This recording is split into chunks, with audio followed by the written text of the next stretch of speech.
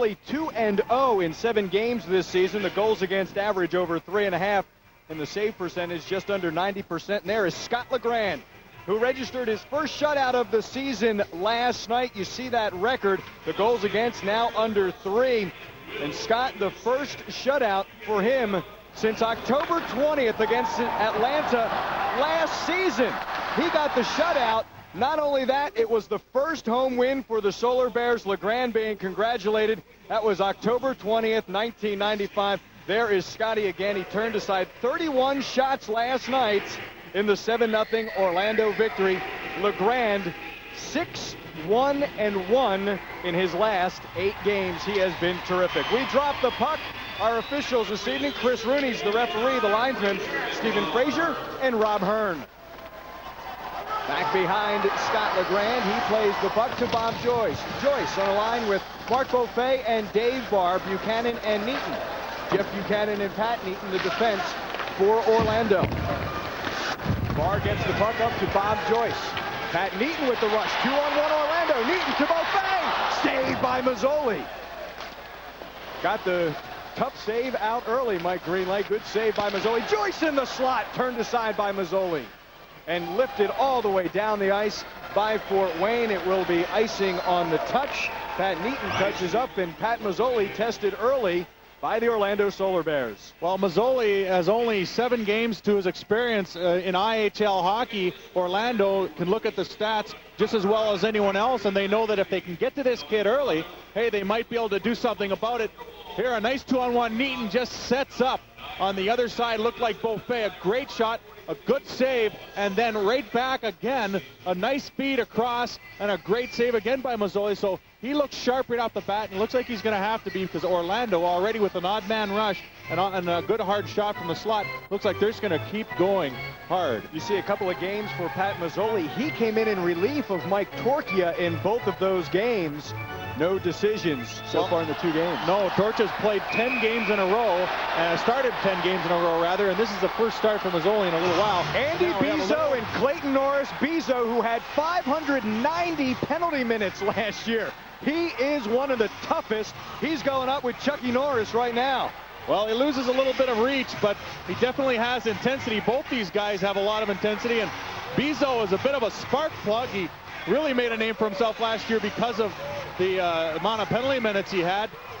And Norris and him, you'll probably see them go again. They didn't really get into it there, weren't really able to get into it, as they both are standing off a little bit. But I tell you what, Clayton Norris personifies intensity, and that guy Bizzo is also up there in the intensity ranks. So you'll likely see these 2 guys go for a little jig later on. I'll tell you what, Andy Bizzo, he knows the direction to the penalty box, does he not? Oh. Hey, well, you know what? I was looking at his stats. I was saying, hey, what's wrong with the guy? He only has 178 minutes this year. It's an off year for Andy Bizzo. Come on, pick it up. It's a penalty box, not a changing room for Bizzo. Yeah. It started on the face-off, Mike Greenlight. Never even got the puck dropped. There you see on the right, Norris and Bizzo, there they go. Well, you know what? That's one thing you'll notice about a lot of players like that have that same style of play. They know when they're going to go, and they don't wait for too much. They didn't want to get the extra penalty for delay of game, so they waited for the puck to drop. So they're smart too. So they waited for the puck to drop, and then they had a little fun, and not too much damage to either one of them on that altercation. A couple of 5-minute fighting penalties to Norris and Bizzo. John LeBlanc gets checked by former teammate Terry Clark. Here comes Fort Wayne trying to snap back. Lee Davidson scores on the first shot to Scott LeGrand. Fort Wayne, who had not scored in their last 2 games. The Komets were blanked in each of the last 2 games. Their first shot on goal here tonight. Lee Davidson, his 15th goal of the year, 1-0 Fort Wayne. Lee Davidson has a good shot, but from just inside the blue line, LeGrand must have been screened, especially for the way he's been playing. This shot, well, yeah, that's a tough save to make right there, just because you'll notice the defenseman closes his legs, and then he'll lose the puck as it just comes by the shin pad of the defenseman. The 21st goal for Fort Wayne, 21, number 21, Lee Davidson, blasted by the defense, and he'll get assist to assists go to Liam Garvey and also John LeBlanc. So John LeBlanc, as we mentioned in the open, definitely no stranger to Clark getting and points. Gagnon. Kerry Clark and Sean Gagnon will go. Oh, ring the bell. Here we go. It is a showdown between these two. Couple of heavyweights right here. Clark and Gagnon. There they go. The patience, and then finally Sean Gagnon went after Kerry Clark. Oh, those are two tough competitors right there. Well, a good chance to see how strong Kerry Clark's wrist really is as he's getting into it with Gagnon. And Gagnon, by the way, is up there in the penalty minutes. He does lead Fort Wayne with penalty minutes this year, 275 minutes. So no stranger to the box, and you'll notice a lot of times you get two smart fighters like Clark and Gagnon. There usually will not be that many one-sided fights because they're smart fighters. They know the defensive positions as well as the offensive in a fight. A lot of people think you just get up there and just start throwing them, but that's how you end up getting sat down on the ice by the other guy. These two guys, smart fighters, and not too much happened there. You might see them go again later. 66 seconds, 1 goal, 2 fights. We've still got another 59 minutes of hockey to play. Mike, any surprise, though, in all seriousness? Fort Wayne loses 7-0. They were embarrassed last night. Any mistake that they'd come out and try to be more aggressive this evening? Oh, there's no doubt about it.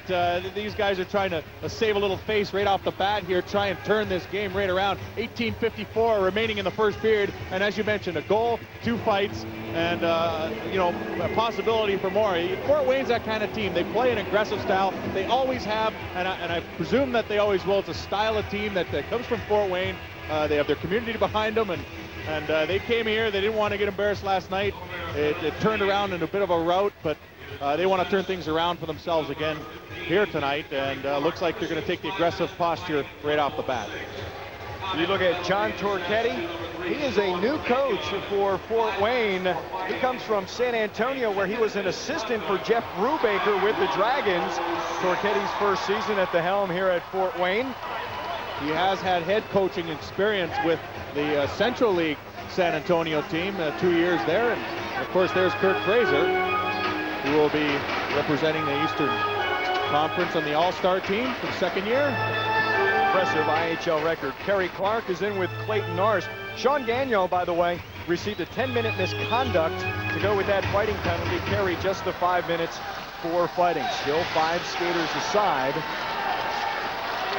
for both teams as the major penalties do not take a skater off the ice. Fort Wayne leading 1-0. And with the puck, drive to Scott LeGrand off his shoulder. Checked behind the net nicely as Robin Bawa taken down by Barry Drager. Now Zach Boyer chasing after Sean Evans. He has to play it back to Mazzoli. Now Bawa and Drager. Drager unloading on Bawa. Oh, Barry Drager got the best of that brawl. The left hand's connected with Robin Bawa, and Drager, he got the best of Robin Bawa. To the right of Scott LeGrand. Oh!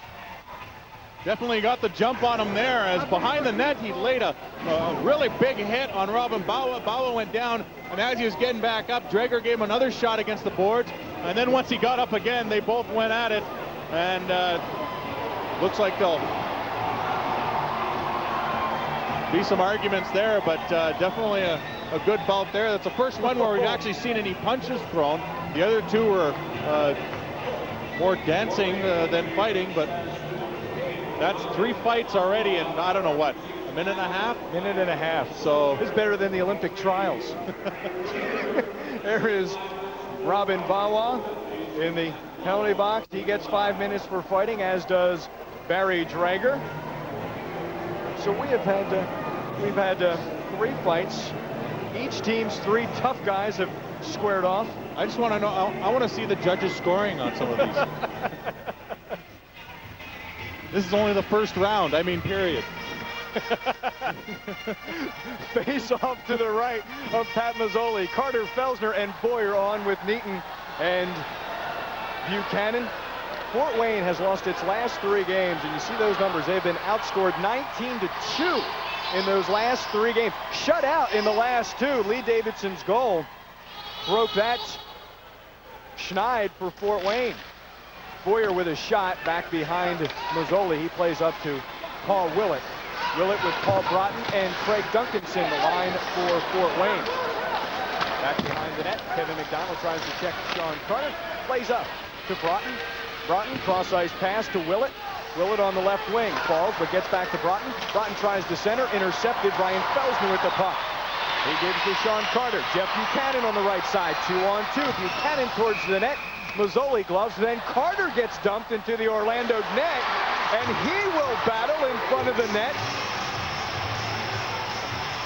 Carter was going towards the net, and Kevin McDonald throwing shots at Sean Carter. It was McDonald who checked Carter into the net behind Mazzoli. Mazzoli gloved, the little shot taken by Jeff Buchanan. Buchanan threw the puck towards the net. Carter was chasing towards the net, and Kevin McDonald put Carter between the pipes. Well, it's just a nice soft little dump to the net for Buchanan, and Carter drives to the net. He gets shoved into the net, and he gets up, and right away comes after him. And that's where the altercation occurred right there. And don't kid yourself. If the Fort Wayne players have a chance to get on the nerves or get under the skin of some of the top players for Orlando, they're going to do it. I think only 4 players last night for Orlando didn't receive a point in that game.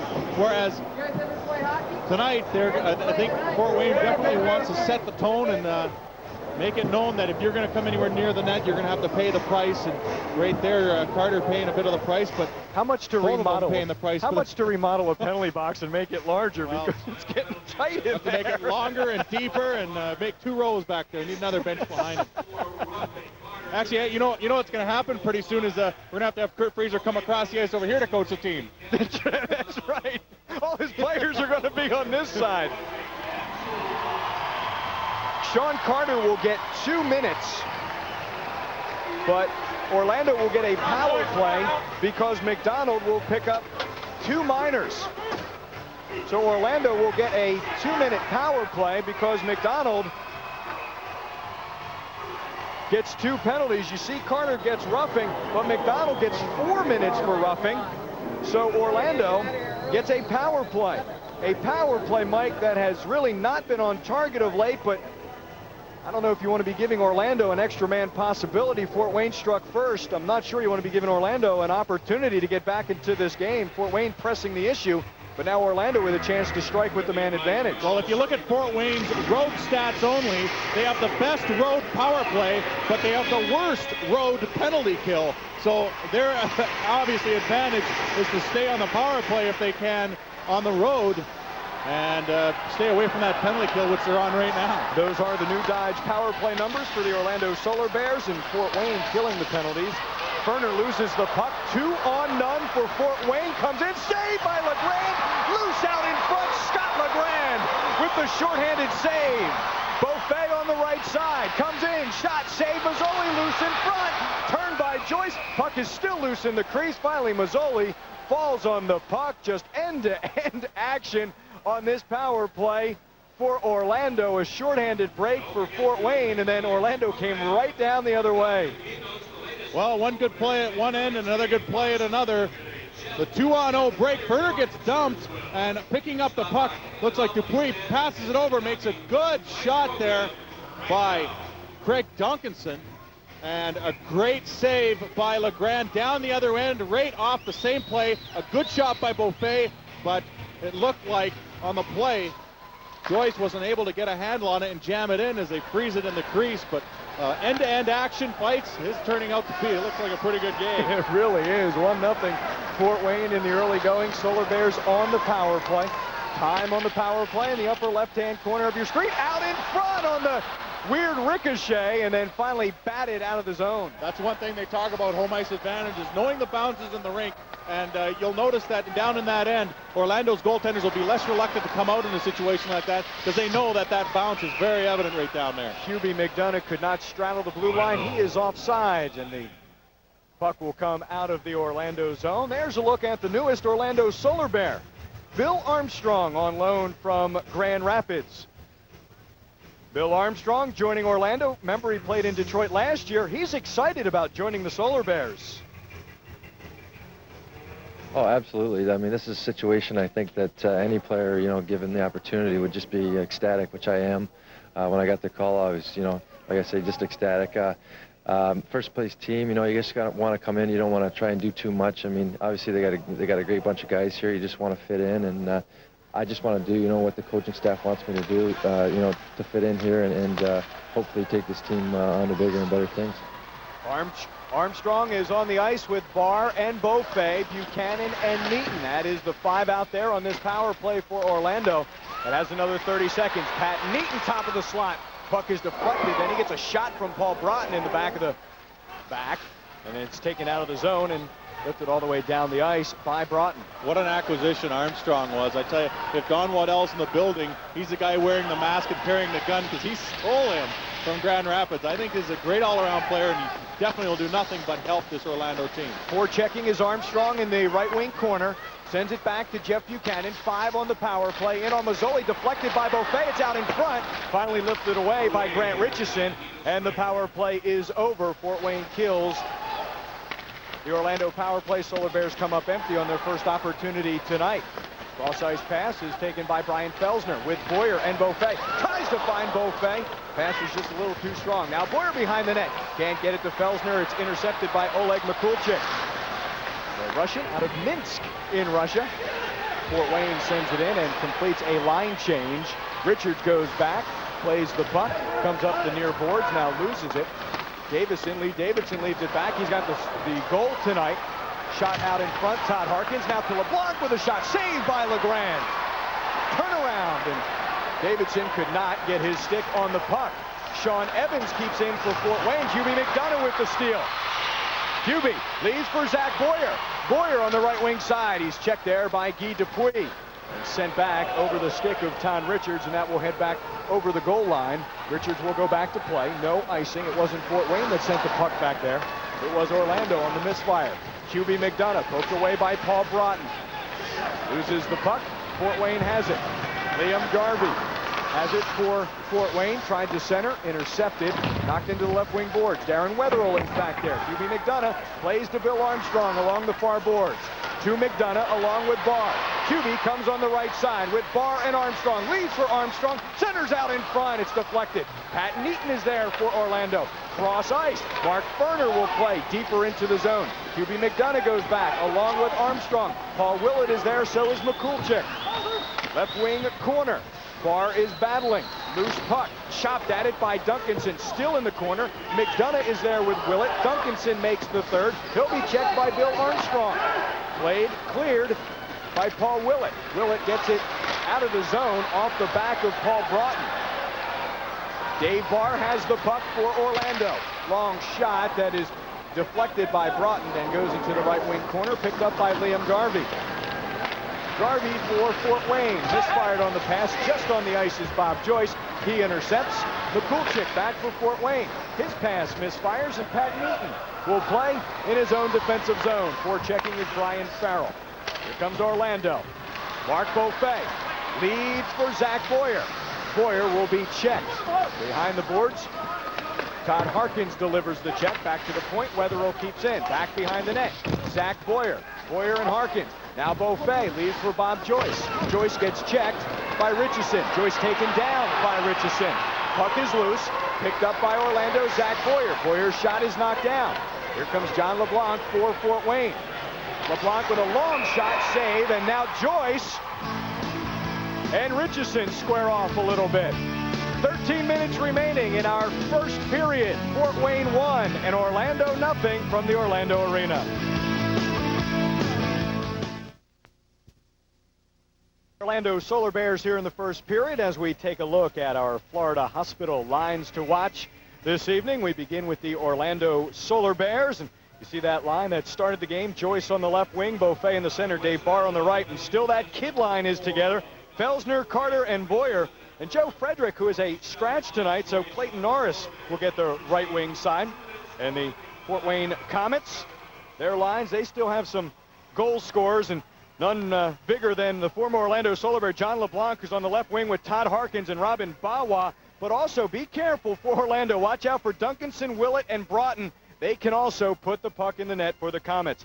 Bob Joyce gets 2 minutes for roughing. He will go in the penalty box along with Fort Wayne's Grant Richardson. They had a skirmish just before our break. So Joyce and Richardson with coincidental minors. We skate 4 aside, the 2 roughing penalties, 4 on 4 for the next 2 minutes. Jeff Buchanan keeps in for Orlando. His shot is blocked. Pat Neaton goes for the puck. So does Todd Harkins. Neaton and Harkins battle. Buchanan comes down. LeGrand with the glove save. How Harkins got that shot. He was battling Neaton and still got a nice shot on Scott LeGrand. Well, he battled all the way from the blue line on in and just got his stick on the puck. You talked about the lines and the way Armstrong is going to be playing with McDonough now, and that's going to help McDonough out. Fraser had been moving players around, trying to find someone that could click with McDonough.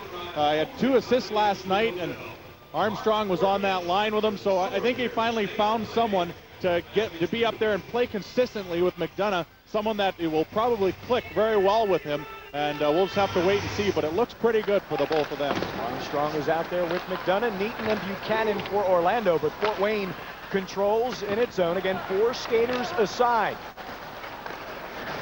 Shot is well wide of Scott LeGrand. In the slot is John LeBlanc. He'll take a shot, saved by Scott LeGrand.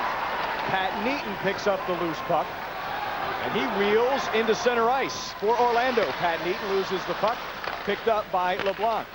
Centered to Harkins, and Harkins will leave for Lee Davidson. Shot in on LeGrand, kick save by Scott. Sean Evans with the shot, and we have another stoppage of play, a cross check upcoming on Orlando. John LeBlanc and the Fort Wayne Komets have a 1-0 lead on the Solar Bears.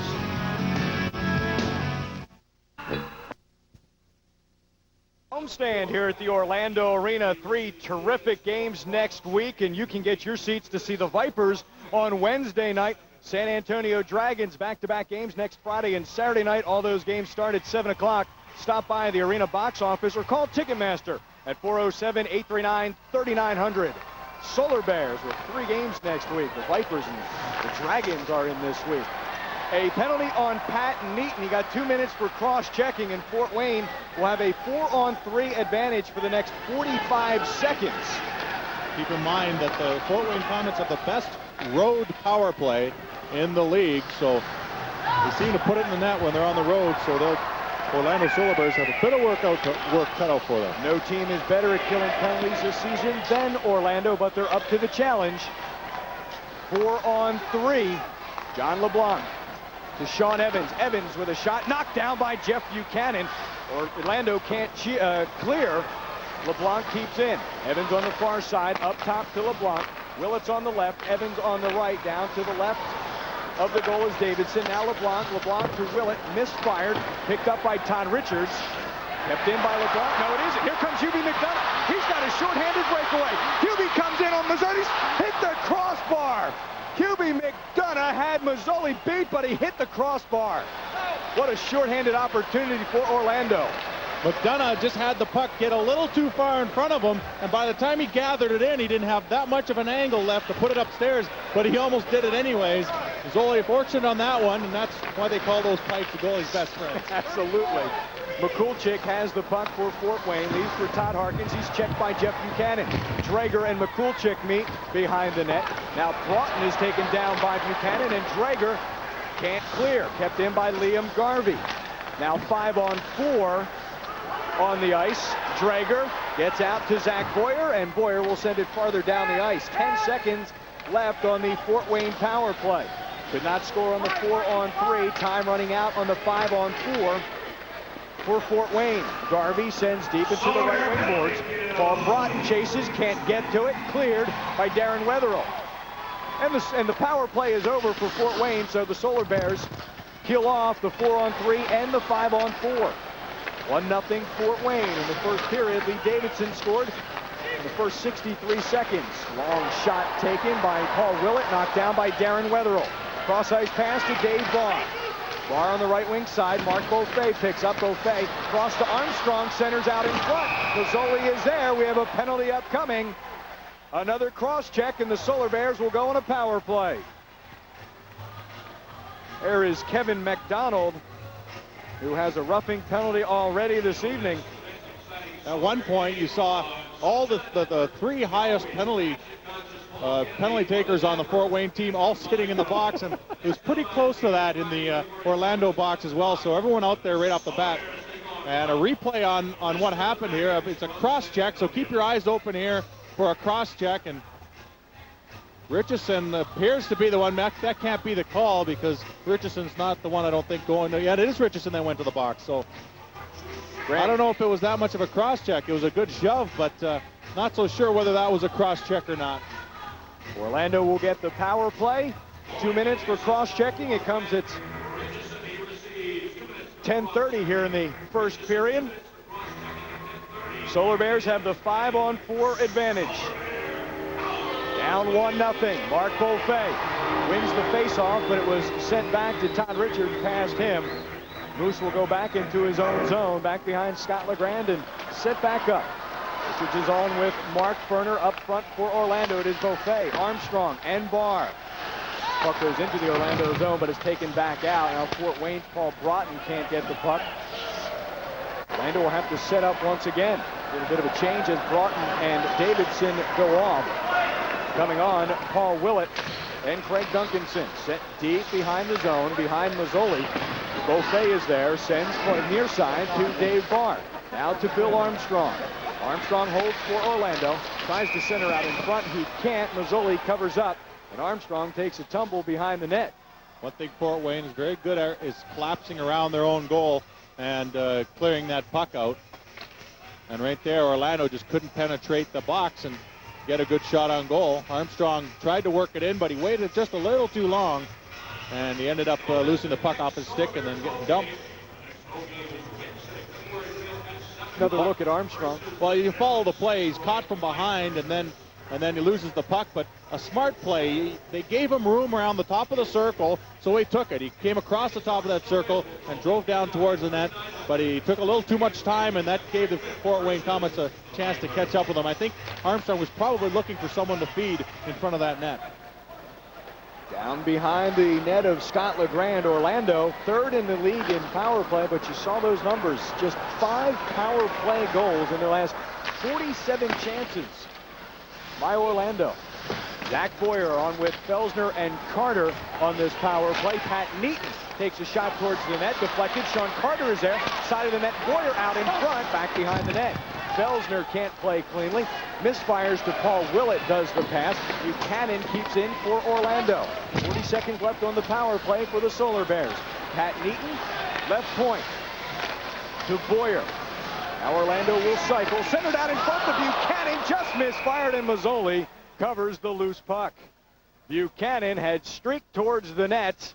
The pass was just deflected before it could get on the tape of Buchanan, and Mazzoli covered up. Fort Wayne trying to close down that passing lane at the last second, and the puck did make it through, but I think it did get tipped a little bit, slowing it down. It's a good idea right across there as Buchanan's breaking across the slot, but it looked like the puck was slowed down or deflected a bit. Buchanan couldn't get all the wood on that, otherwise it would have been a big surprise for the goaltender Mazzoli, but he ended up being able just to corral that one up rather easily. Look at the penalty minutes, and this is just the halfway point. We're just beyond the halfway point in the first period, and there's 54 minutes of penalties so far. A lot of that in really the first minute and a half of this game. Well, there was a lot of monkey see, monkey do right off the bat there as both teams trying to got into it, but now they've settled down and started to play a little hockey. Brian Farrell has the puck for Fort Wayne, and he sends it deeper into the Orlando zone as the power play time is now over for Orlando. Each team, 5 skaters aside, intercepted by John LeBlanc. LeBlanc has the puck for Fort Wayne, fires wide of Scott LeGrand. The puck comes all the way out of the zone, then crossed over. Robin Bawa takes the puck over. No longer any delayed offsides. That is an offside. We have a break. 7:19 remaining in the first period. Fort Wayne has the lone goal so far here in Orlando.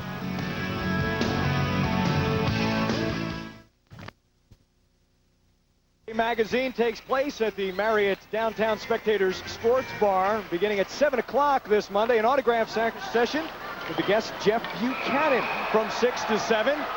Jeff and John Dyer will be part of that. Now Robin Bawa and Barry Drager to the left of Scott LeGrand. Drager and Bawa squaring off.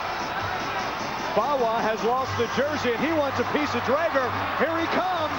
He comes over and gets Drager, and I doubt Bawa will be in win this game at all. That will probably do it for Robin Bawa. I would be surprised. He had broken free, and Bawa came after Drager. He will be gone for this game. And maybe more. Bawa knocking over referees. 2 linesmen he knocked over just to get to Drager. And that's a no-no when you're already wrapped up by the linesman. Actually, Drager was I guess he almost did the same thing. He was trying to break free of the linesman, but didn't. And then it was Bawa who broke free and then came across and practically tackled the linesman that was holding on to Barry Drager. And so away goes Bawa. Bawa obviously very frustrated by that first fight that he was in with Drager and tried to get a little payback, but unfortunately he will be the one that's going to receive probably the biggest penalty for this. And there is Kurt Frazier. He sees the 4th fight of the night, the second between Drager and Bawa, coming at the 12:50 mark of this first period. Bawa trying to save a little face from that first fight, ends up getting himself in more hot water. Yeah, and he was embarrassed in that first fight by Drager. Drager got the best of that. There is Bawa just outside his dressing room. He probably thinks that Drager's going to be coming back down that other hallway, but that's not the case. Drager's in the penalty box, and there's Frazier on top of the... Oh, Kurt and Bezo. Kurt Frazier yelling at Andy Bezo. He is up on the ledge, the front ledge of the bench. Oh, Kurt Frazier, there's Andy Bezo. And Sean Cronin, who's an assistant coach. The crowd just loving the display by Kurt Frazier. You look at 2 hard-nosed guys right there for Orlando, Kurt Frazier and Peter Horacek. I think what Frazier is very mad about is that this game is deteriorated to just fighting. And so that's what Frazier's probably angry at, because his own team, definitely a skilled team, and obviously proven that by their position in the league. And now he got up on the bench there, and he's wondering why they're throwing out this kind of game plan at him, and he's not very happy about that, I believe. Well, did Drager just go off? Drager did just go off. Here is Drager. He's going off the ice. Is Barry Drager. He will be escorted to the dressing room. Well, Barry, that's just a terrific look. And Bawa's waiting for him, but I don't think he's going to be able to see through that curtain. No. Now, remember last time he will see through the curtain. Drager made sure he was seen right there. And Bawa on the... Tough guys don't jump together. You ask them to go, then you fight. That's simple. Bawa yelling to Drager there outside the dressing room. I think some great work right there. Yeah, it's excellent work. I tell you, I think Bawa probably thought that he was jumped by Drager the first time, and the second time, I think Drager, if I heard him correctly, said, "Hey, you want to fight, then you fight. You don't talk about it. You just get in there and go." And so some of the penalties: 2 minutes instigating, 5 minutes fighting, a 10-minute misconduct, and a game misconduct. And you never know; the tape could be sent to the league for further review and further suspension or whatnot. So he definitely got the gamut on that one. Yeah, and Orlando will get a power play because of the 2-minute instigation. Drager gets the 5-minute fighting penalty and the 10-minute misconduct. But it's a 2, 5, and 10 for Bawa, and the game misconduct for Bawa. So he is gone. Put in an exhausting 12 minutes and 50 seconds did Robin Bawa. I tell you what, people don't realize how much energy a fight takes out of you. Not that I've been in too many of them, but from what I've heard. Well, it's really, even if it's just what you would call a wrestling match, that takes a lot of strength. That drains a lot of strength out of you. And so that 12 minutes and 50 seconds could have been a lot more strenuous than you thought. There is Barry Drager, the 5 minutes for fighting and the 10-minute misconduct.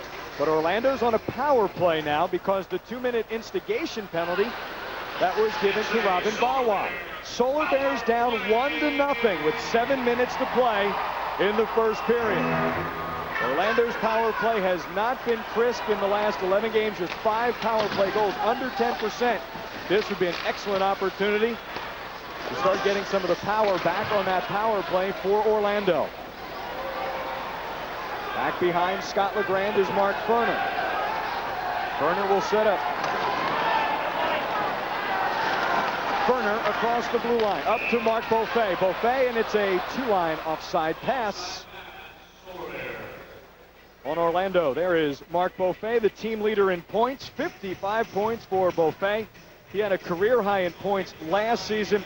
I just don't know if you can downgrade how consistent Marc Beaufait has been each of the last 2 years for Orlando. Well, offensively, there's no question at all. I mean, as we said before, he's the kind of guy who likes to set up plays, but he also attempts more shots on goal than anyone. Right now, 134 shots on goal, which is most on the club for this season. So he takes his chances on goal as well, but he's not so selfish that he doesn't set other teammates up for the points. And definitely one of the reasons Orlando's in the position it is in right now, Marc Beaufait. No one has more assists than Beaufait on this team. 38 for Marc Beaufait. Bob Joyce on the right side. Again, Orlando with the man advantage, 5-on-4. Can't get it out of the zone. Ken Fort Wayne. Dave Barr is there along with Joyce. 2 Solar Bears, 2 Komets. Guy Dupuis is one of those Komets. And we will have a face-off that will come to the left of Pat Mazzoli. We will talk to Bob Joyce during our second intermission. He will sit down with Dennis Newman. That will come in our second intermission. Well, Bob Joyce, he's put together a good season. And Mike, I think more than anything, a healthy Bob Joyce is the difference between this year and last year. Well, yeah, you never want your season interrupted by a long injury. And Bob Joyce, definitely a big factor on this team. And having that health with him along with the playing a lot is really helping his game. Hubie McDonough on the line with Armstrong and Boyer. Face-off is won by Fort Wayne and sent all the way down the ice by the Komets. 50 seconds left on the power play for Orlando. Pat Neaton, joined by his defensive partner Jeff Buchanan up front. McDonough, Armstrong, and Boyer. Puck goes into the right wing corner. Hubie McDonough is checked by Grant Richardson, but Hubie still comes up with the puck. Leaves for Boyer. Boyer will set up back behind the net. Chased by Kevin McDonald. Now to Jeff Buchanan. Back behind the net. Misfires. Hubie McDonough comes to the near side. Richardson bumps McDonough. Armstrong is bumped by McDonald. Jeff Buchanan centered out in front by Boyer. Goes over the top of the net. Boyer still gives to McDonough. 15 on the power play. McDonough up top to Pat Neaton. Stops a rolling puck. Does Pat. Pat on the far board. Sent back behind. Boyer misfired, but Hubie McDonough is there. 5 on the power play for Orlando. Zach Boyer. Zach Boyer goes to Pat Neaton. Power play is over. Out in front. Loose puck. Orlando can't put it between the pipes. Good check there. Hubie McDonough comes up high on Paul Broten. McDonough back behind the net. Sees Buchanan's shot go over the top of the net. Neaton's shot is wide. Jeff Buchanan will keep it in for Orlando. Remember, the power play's over. McDonough has the pass go on his skates, and it's picked up by Kevin McDonald, sent down the ice. And since the power play is over, that will be an icing on the touch by Pat Neaton. We are in the first period here at the Orlando Arena. Fort Wayne leads the Solar Bears 1-0 here on Sunshine Network. Last night, Orlando beat Fort Wayne 7-0. The Komets were embarrassed, and Orlando head coach Curt Frazier talked about what to expect from the Komets this evening. Well, they had an hour-long meeting this morning. They had an hour-long practice.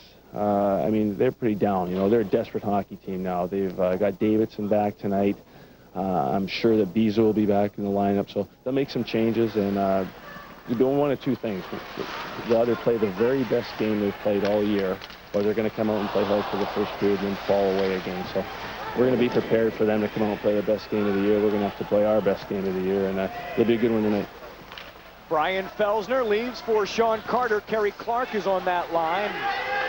Curt Frazier talking about that intensity, and Fort Wayne's played much better tonight than it did last night. Curt right on the mark. He talked about Andy Bezo. He's on the ice as well for Fort Wayne right now. Also a reason why we see Kerry Clark on the ice for Orlando. Bezo gets the puck past Todd Richards, but Richards stands up Bezo and allows LeGrand to play, but Todd Richards will draw a penalty.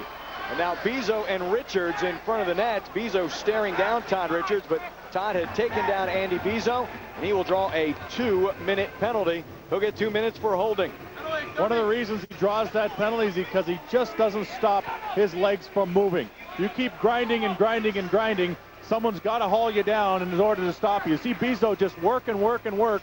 I told you, he's a spark plug, and he just kept grinding. You see those legs keep moving. Finally, Richards just had to haul him down after LeGrand had just gotten rid of the puck. And so Richards will go to the box, and once again in this penalty-filled period, we'll see a team on the power play, and this time it's the Fort Wayne Komets. And it will be Fort Wayne with the 5-on-4 advantage. Todd Richards gets 2 for holding and 2 for unsportsmanlike conduct. So it will be 4 minutes in time. Now Kerry Clark and Paul Broten meet as Kerry was going on a line change, going over to the bench. He paused to talk with Paul Broten. There is Kerry. I once asked Kerry who was the toughest person in his family. Was it Kerry or was it his brother Wendell? He said, no, neither. It was his mom. He said his mom was the toughest in the family. To take care of a couple of guys like that, she would have to be. Absolutely. Okay, people underestimate moms. And then there goes Clark into the box. He likely got a 10-minute misconduct, I'm guessing, for the little altercation there. So Orlando will be shorthanded. 4 minutes. Todd Richards. And now Paul Broten will also go in the penalty box. Remember, he and Clark had talked. Broten not liking the call whatsoever. He expresses his displeasure to Chris Rooney. They each get 2-minute unsportsmanlike conduct penalties as they go to the box. So, you know, you mentioned, oh, this tough guy's on the ice, that tough guy's on the ice. Well, you look at the lineup of these two teams. They're both very deep in toughness. So whether the coach is sending them out there on purpose or not, you're likely to get a guy on the ice that can handle himself just because of depth. Mark Beaufait intercepts the pass. Dave Barr could not come up with it cleanly. John LeBlanc does. He's for Sean Evans. Cross-ice pass to LeBlanc, intercepted by Mark Ferner, and Dave Barr is able to clear. Remember, Fort Wayne has the possibility of having the man advantage for 4 minutes. We're under 3.5 minutes in our first period. Should Fort Wayne score in the first 2 minutes, they would still have a man advantage for another 2 minutes. John LeBlanc crosses the blue line, leaves for Liam Garvey, intercepted by Orlando. Hubie McDonough gives to Bob Joyce. Joyce on the far side, McDonough, and Neaton joins the rush. Mazzoli with a kick save as Joyce threw it on nets. Fort Wayne has the power play. Good check by Mark Ferner on Lee Davidson. Davidson lost his helmet. Pass up to John LeBlanc. Ferner will join LeBlanc and send LeBlanc into the boards, sent out of the zone by Orlando. Mazzoli comes out in front of his crease. Oleg Mikulczyk will go back behind his goaltender and set back up for Fort Wayne with the power play. Greg Duncanson on the ice along with Paul Willett and Brian Farrell. You see the time in the upper left-hand corner. That is because of Todd Richards getting 2 minor penalties. Cross-ice pass. Sean Evans can't control cleanly. Zach Boyer plays to Jeff Buchanan. Backhands out of the zone. Evans misfires on the pass. Brian Felsner has it. Boyer was on the left side, but Felsner sends it on the near boards down. Ooh, that Mazzoli almost clipped Sean Evans on the clearing pass. Mikulczyk to Evans, leaves for Paul Willett. Willett can't get deep into the zone. Darren Wetherill is there. That'll be a 2-line pass and an icing on Fort Wayne. Well, Orlando doing a superb job so far on the penalty kill, as you saw Darren Wetherill right there. And LeGrand hasn't had that much action this period necessarily. He's made a couple very good saves early on, but hasn't seen a lot of work. Last night he saw 31 shots and was excellent. I talked to Dave Barr, and he just said, a couple reasons why we won. One of the reasons was how well LeGrand played. You didn't need him until the third. Didn't need him in the third period because that's when the Orlando Solar Bears went on a bit of a rout. But hey, that game was close all the way up. And Dave Barr just said, he said, you know what? That wasn't a 7-0 game. It was a 4-2 hockey game. Yeah, it really was. The result was a bit of a rout in the third period, as we said, but a very close game throughout. 2-0 game heading into the third period in a tightly contested game through the first 40 minutes. It is 1-0 here in the first period. Fort Wayne with the lead on a Lee Davidson goal. It came at the 1:03 mark in the first period. John LeBlanc with a drive. Kick save by LeGrand, centered out in front. No one there for Fort Wayne. Buchanan with the puck, clears, not out. Kept in by LeBlanc to the far side. Guy Dupuis comes in, fires with a shot. Saved by LeGrand, and he covers up. Now Jeff Buchanan and Lee Davidson, they battle a little bit. Wetherill is there. Davidson, after Buchanan had knocked him down, Davidson used a little bit of a stick and took a whack at Buchanan. I don't think that was seen, But Buchanan and Davidson squared off just a little bit. Now Jeff will go over to the Solar Bears bench. Here's Bill Armstrong. We talking about the newest Solar Bear. He brings a little toughness to this team as well. He's a tough left winger, is Armstrong, and can also put the puck in the net. Plays by his namesake, doesn't he? Yes, he does. A minute 33 left in our first period. 1:42 remaining on the power play. Fort Wayne leading Orlando 1-0 with 93 seconds to go in our first period. Fort Wayne still with the man advantage for a minute and 42 seconds. And now if you look over by the Fort Wayne bench, Todd Harkins is being sent to the bench. John Torchetti talking with Rob Hearn, the lineman. There's Harkins trying for a late change. The home team gets the last change of the ice. Harkins tried to sneak on, could not, was taken off the ice. There's Harkins. He'll have to wait. Coming up in our first intermission, we will get an update on the Orlando Solar Bears. A view from the top, a view from Orlando Solar Bear General Manager Don Waddell. We will hear from Don about this first half of the season and what to expect in the second half. That will be in the first intermission, and we will have our Bud Ice highlights and stats as well. 1-0 Fort Wayne. We are a minute 15 from our first intermission, and you see the power play time was in the upper left-hand corner. Spin out in front, LeBlanc save. Shot hits the post. On the rebound, Lee Davidson went for his second goal of the game, but the goal post was there. Mark Beaufait will take some time off, and Martin Ferner will now send it all the way down the ice. Mazzoli stops for Sean Evans. A couple of good opportunities for Fort Wayne late in this period. We will have an ice if Orlando touches that puck first. Buchanan does. Taken down. Darren Wetherill takes down Fort Wayne's Craig Duncanson. There was a call earlier on in the play as Mazzoli went off the ice a little earlier. The call comes from earlier on in the play. I don't think it'll result from that last little play there. A high sticking call, which appears to be on, well, we don't know just yet. I think it might be McDonald because he's kind of hovering around that penalty box, or Duncanson rather. Duncanson was not happy. He was not thrilled that he was taken down by Darren Wetherill. One on the touch.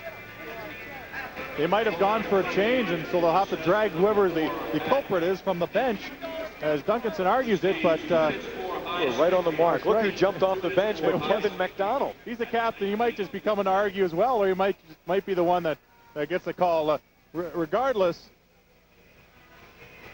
Pat Neaton gets the high sticking penalty. There is Neaton in the penalty box. And I think what they're arguing is the fact that there wasn't another call later on in the play down behind the goal line here when the whistle was blown. But that looks like it'll be the only call. So right now, Solar Bear is appearing to be getting into penalty trouble. A cross-check right there by Neaton, as you saw at the top of your screen. And so he'll go to the box to get a 2-minute minor, and that'll be a 5-on-3 for the next 44.9 seconds left in this period, and it'll also continue to the next period for about 10 seconds. So Duncanson. Well, he was a big part of Orlando's success last season, was Craig Duncanson. He played for Kurt Frazier last year. Did Duncanson. And one of the leaders on this Fort Wayne team, dunked third on Fort Wayne in scoring, but Craig Duncanson has not scored a goal since December 28th. He was 0 for January. And putting the puck in the net. It is now a 5-on-3 for Fort Wayne. We have 35 seconds to play in this first period. Fort Wayne leading 1-0 on a Lee Davidson goal. Paul Broten has the puck for Fort Wayne. Centers out in front, misfired, cleared out of the zone by Mark Ferner. As we tick towards 20 seconds remaining in this first period. Fort Wayne on a 5-on-3. Davidson, pass hits the skates of Mark Beaufait. Now John LeBlanc comes into the zone for Fort Wayne. He leaves. Jeff Buchanan intercepts the pass. Then LeBlanc is able to chase it down farther. 5 seconds remaining in the penalty. Out in front. LeGrand able to tick the side. Broten comes out in front, and that's the end of the period. It was action-packed, to say the least. Mark Ferner and Scott LeGrand, who faced 11 Fort Wayne shots. He turned aside 10 of them. Orlando finds itself trailing at the end of 20 minutes. Fort Wayne has a 1-0 lead on the Orlando Solar Bears. As we have played 20 minutes of play, as Orlando heads to its dressing room, Kurt Frazier will talk with his crew. Those Solar Bears fans of all ages watching the Solar Bears and the Fort Wayne Komets, and Orlando has some work to do here in the second period. They're down 1-0. We still have another 40 minutes of play. And a reminder that Fort Wayne will continue the 5-on-3 power play for another 9 seconds and then go on a power play for about another minute. Orlando can keep them off the board for another second or two. Now it is 5-on-4 as Todd Richards comes out, centered out in front. Paul Broten, side of the net. LeBlanc able to cover up. No shot on goal. Cleared, not out. Kept in by Liam Garvey of Fort Wayne. Lee Davidson has misses. Fort Wayne likes to be in this position, leading and deflected in a goal. No goal. It's going to be a high stick violation. Disallow that goal. It is waved off by our referee, Chris Rooney. He disallows the goal. Paul Broten, as you look at Scott LeGrand, how many fluky goals was he going to give up? Well, watch the play again, Mike. Well, it's a good save by LeGrand, and the puck goes in the air, and see if that, I don't know, it's the puck, if the puck's at the height of the crossbar, it counts. Anywhere above the height of the crossbar, no goal. And maybe this will be a good camera angle right here. You'll see the save, and the puck will go directly up in the air, and then you'll see Broten's stick swat it down into the net. Here it is. I don't know. Can you tell? It's pretty close. But you know what? Broten didn't agree with the call, and so he says something. And you know what he does? He goes to the penalty box. He not only doesn't get the goal, but he'll get 2 minutes. There is Scott LeGrand, and there's Paul Broten. He's saying my stick was about my belt. He was saying it was down around my belt. I'd say it was very close. I don't know if he had his stick down low enough, but well, what that does, Mike, that erases the power play for Fort Wayne. It does. I believe that was a 10-minute misconduct, so maybe he doesn't, but Broten having an altercation earlier with the referee. Definitely. Yeah, remember, he did not like a call earlier in that first period. Broten gets a 10-minute misconduct. He will not get the high stick penalty. He's getting a misconduct. No time goes on the board. So it is still a Fort Wayne power play 5-on-4. They originally put 2 minutes up for Fort Wayne. That is not the case. It is a misconduct. Broten comes off the ice for 10 minutes, but a player does not come off for Fort Wayne. Well, I think referee Chris Rooney thinks that him and Fraser and Hearn, the linesman, have taken enough abuse for one evening. You're absolutely right. They should just keep their mouths shut for the rest of the game, because I don't think he's going to give too much leeway either way. Not at all. 35 seconds left on the Fort Wayne power play, but it's Orlando with the puck. Mark Beaufait going deeper in the zone, pushed by Liam Garvey. Beaufait back behind the net. Lee Davidson is there.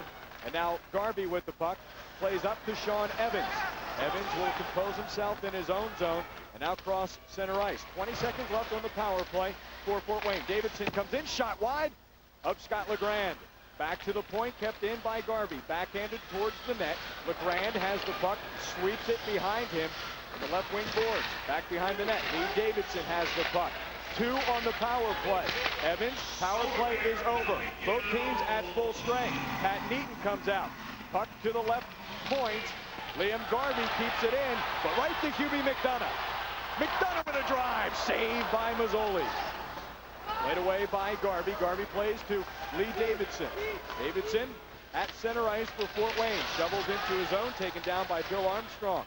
Loose puck at center ice. Sean Evans will drill it on those high boards behind the net. Jeff Buchanan takes a hit. Darren Wetherell plays to Bill Armstrong. Armstrong up the near boards, now to center ice. Jeff Buchanan has Hubie McDonough on his left, takes a shot, saved by Mazzoli. Solar Bears had just 6 shots on goal in that first period. Here comes Fort Wayne. Sean Gagnon. Gagnon's side of the net, centers out in front, deflected by Darren Wetherell. Armstrong will be met by Kevin McDonald. Puck stays in the zone. Scott LeGrand has it. Buchanan and Bezo foul just a little bit in front of the net. McDonough and Gagnon right there. Now Jeff Buchanan carries. Clayton Norris taken down. Buchanan has the puck come out of the zone and then back in, and an offside. Looks like a penalty up on the play here, and as McDonough gets into the corner there with, it looks like Duncanson. But a penalty on the play. It looks like a tripping call. I'm not sure who it's against, though. As they all congregate down in the corner there. There is Captain Kevin McDonald. There's Clayton Norris, and we referred to him as Chucky, Chuck Norris, that is his nickname on this team. Clayton Norris, who is on the ice, and he's kind of become a little bit of a target for Orlando. It's a kid who's going to be tested. He's a tough kid, but he's going to be tested his first year in the IHL. And he has been battling every time he's been on the ice. Someone on Fort Wayne has taken a run at him. Fort Wayne penalty will be on Andy Bizzo.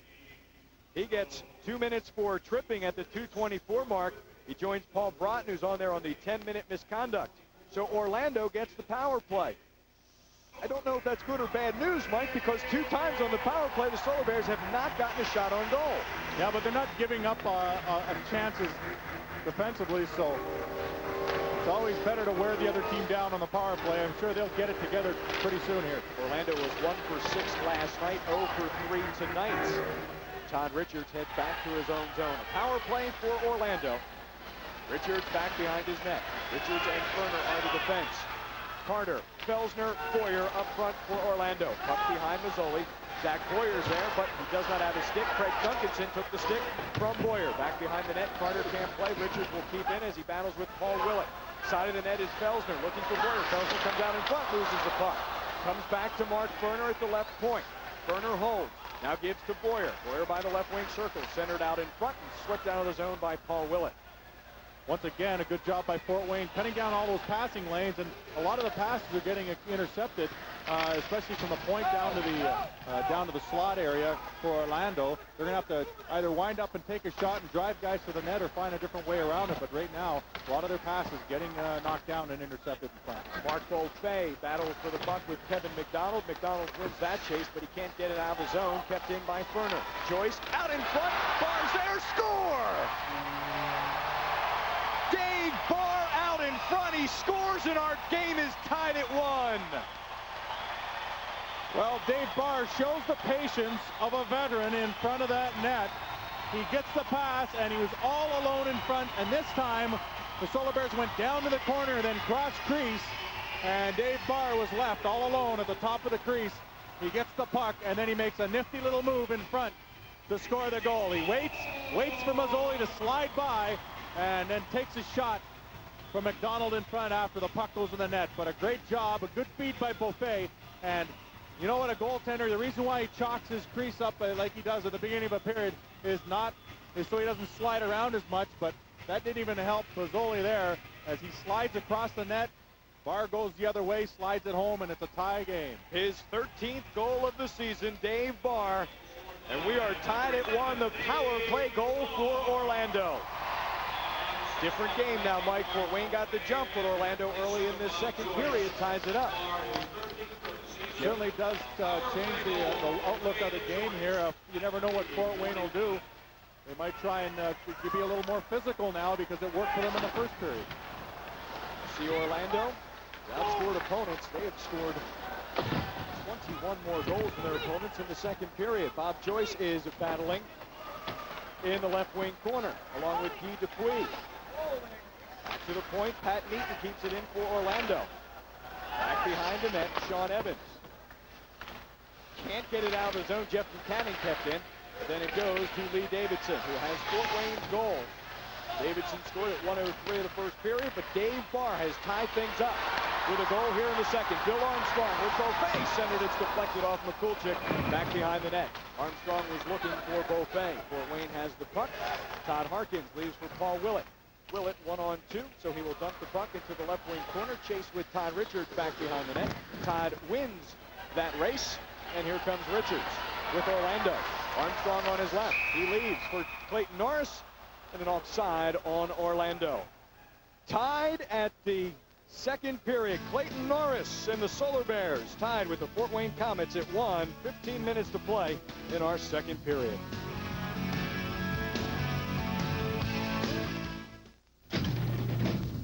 So, Florida Hospital is in the top 5 nationally in number of heart surgeries performed. This is what the rankings show. But does sheer volume really matter? How many interviews have you done in your life? Hundreds, maybe thousands. And are you better at it now than you ever were before?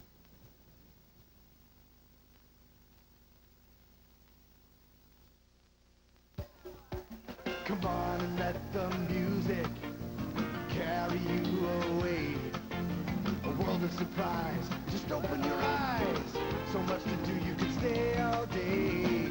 Life is a breeze here in the SeaWorld Keys. 'Cause you can do just as you please. There's a dolphin swimming up to me. New Key West at SeaWorld. Life is a breeze. Our Goodings goal comes from Dave Barr, courtesy of Bob Joyce and Mark Beaufait. Well, Joyce makes a smart play, takes the perimeter down to Beaufait. He'll find Barr all alone in front. He goes the other way on Mazzoli, on the goaltender, and puts it right on the bottom side, right on the ice, tying this game. Dave Barr's 13th goal this season. We are tied at 1. Back behind the net, the captain, Todd Richard, plays for Orlando. Bill Armstrong is out there, as is Clayton Norris. Norris and Armstrong will go for the puck here on the near side. Also on that line is Hubie McDonough. Wetherell joining Richards on the defense. Wetherell with a blast that is knocked down by Mikulczyk, centered out in front, but Norris is being held, and a cross-checking penalty is upcoming. Called by our referee, and maybe the busiest man in Orlando this evening, Chris Rooney. He has had his work cut out for him tonight, as penalty after penalty, this time in front of the net there as they work it around. McDonough's dumped, and the slap shot will go off Mikulczyk's ankle, but just as that's happening, Norris is cross-checking Garvey in front, it appears like. And so Norris, who is a marked man tonight, according to Fort Wayne players, will get the cross-checking call, and Fort Wayne will get an opportunity to go on the power play. Captain Todd Richards barking a little bit. He will go into the penalty box as well. Will Todd Richards. He will join Dreger, who's in there from the fight and the misconduct. And Todd Richards just got a 10-minute misconduct. Well, as I mentioned, that referee is not going to take any more from any team, from any player. And even if the coaches get into it, you'll likely see bench minors, because after that first period, Chris Rooney has seen enough as far as the officials' abuse, and therefore he'll get the gate if you mention anything off color. And again, a reminder, that 10-minute misconduct, Richards comes off the ice, but it does not affect the strength of the team on the ice. He just can't play for this next 10-minute period. But Clayton Norris is in the box for the 2 minutes cross-checking, and that gives Fort Wayne the 5-on-4 advantage. Orlando's Mark Beaufait plays up to Dave Barr. Remember, Orlando is shorthanded. Barr has the puck. Left wing circle, centers out in front. Bounced over Beaufait's stick. Fort Wayne still has not gotten set up on the power play. Our score is tied here in the second period. Oleg Mikulczyk from Minsk, Russia, plays to Craig Duncanson. Back behind the net, Scott LeGrand leads for Jeff Buchanan. Also behind the net, Mark Ferner. He'll bounce it off the boards and down the ice. It was Tuesday night in Long Beach. Mark Ferner played the puck off the boards for a goal that tied that game with the Ice Dogs. Long Beach would win in a shootout 4-3. LeGrand with the clear, does not get it out, kept in by Paul Willett. Willett to Brian Farrell. Farrell with a shot on LeGrand, save, comes back to the slot. Evans goes to the far side. Spinning is Mikulczyk. Darren Wetherell slaps the puck, gets it up to Boyer. Boyer will lead a rush. He's got Bob Joyce with Boyer. Joyce with a shot, wide of Mazzoli. But out in front is Joyce. As that puck had caromed right back to Bob, he will play back to Pat Neaton, and Orlando will take some time off the penalty clock. 25 seconds on the power play by Fort Wayne. Mikulczyk plays up to Willett. Good checking by Orlando. Willett at the blue line. Crosses, leaves for Todd Harkins. Harkins in the slot. Checked by Bill Armstrong. Centered, but Neaton is there. 10 seconds left on the power play for Fort Wayne, and Pat Neaton will send it down the ice. And then he is taken down as Pat Neaton. We will have a penalty on Sean Gagnon. Gagnon will go off. That will eliminate the last 3 seconds of the power play. Gagnon goes off. Solar Bears will be on a power play in 3 seconds. There is Pat Neaton. He was the unfortunate recipient from Sean Gagnon. 2 minutes for boarding by Gagnon.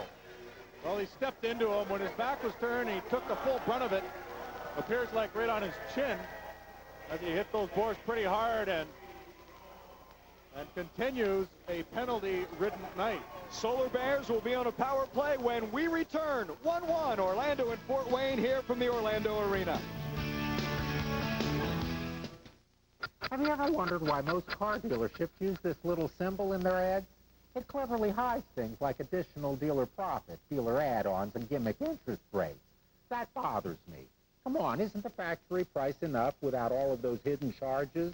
Sonny King thinks so. Why do you suppose Orange Buick GMC doesn't use this symbol in their ads? It's because they have found that 67 years of honesty and fairness is a better way to earn your business. I like that. The Star Wars trilogy is back on the big screen, and each planet is celebrating in a different way. On Earth, people are playing Feel the Force at Taco Bell. Press the game piece to magically reveal if you've instantly won cash, one of millions of prizes, or a special edition Hummer. See the trilogy, Feel the Force. Play the game at Taco Bell. Are you sure this is the right theater? I'm not even sure it's the right planet.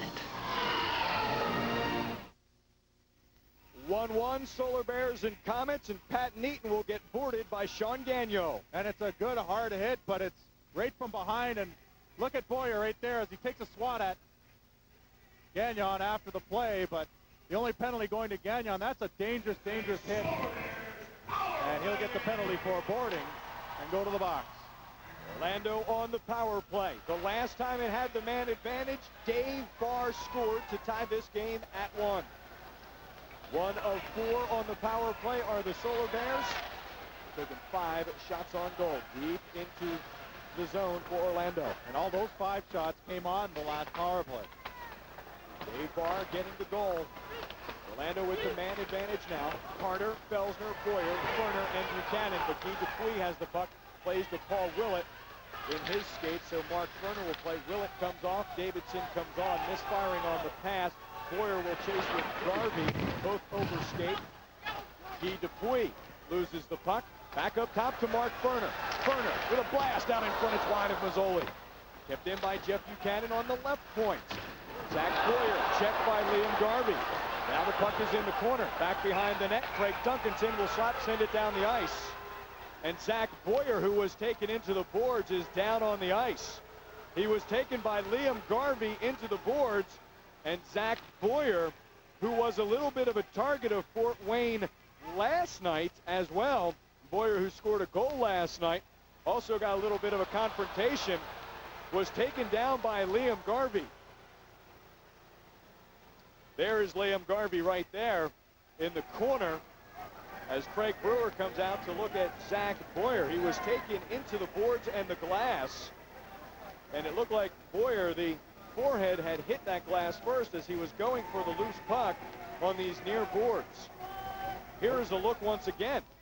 Well, you could hear it all the way up here, and again, another from behind hit. And the players going into the boards, he generally will be facing the boards, and giving them an extra shot is definitely a hitting from behind. They've tried to eliminate that, and that's where some serious injuries come. That's the second one in about, I'd say 3 or 4 minutes, and so Garvey will head off the ice, and we'll wait for the call. It could be anything from a 2-minute to a double minor.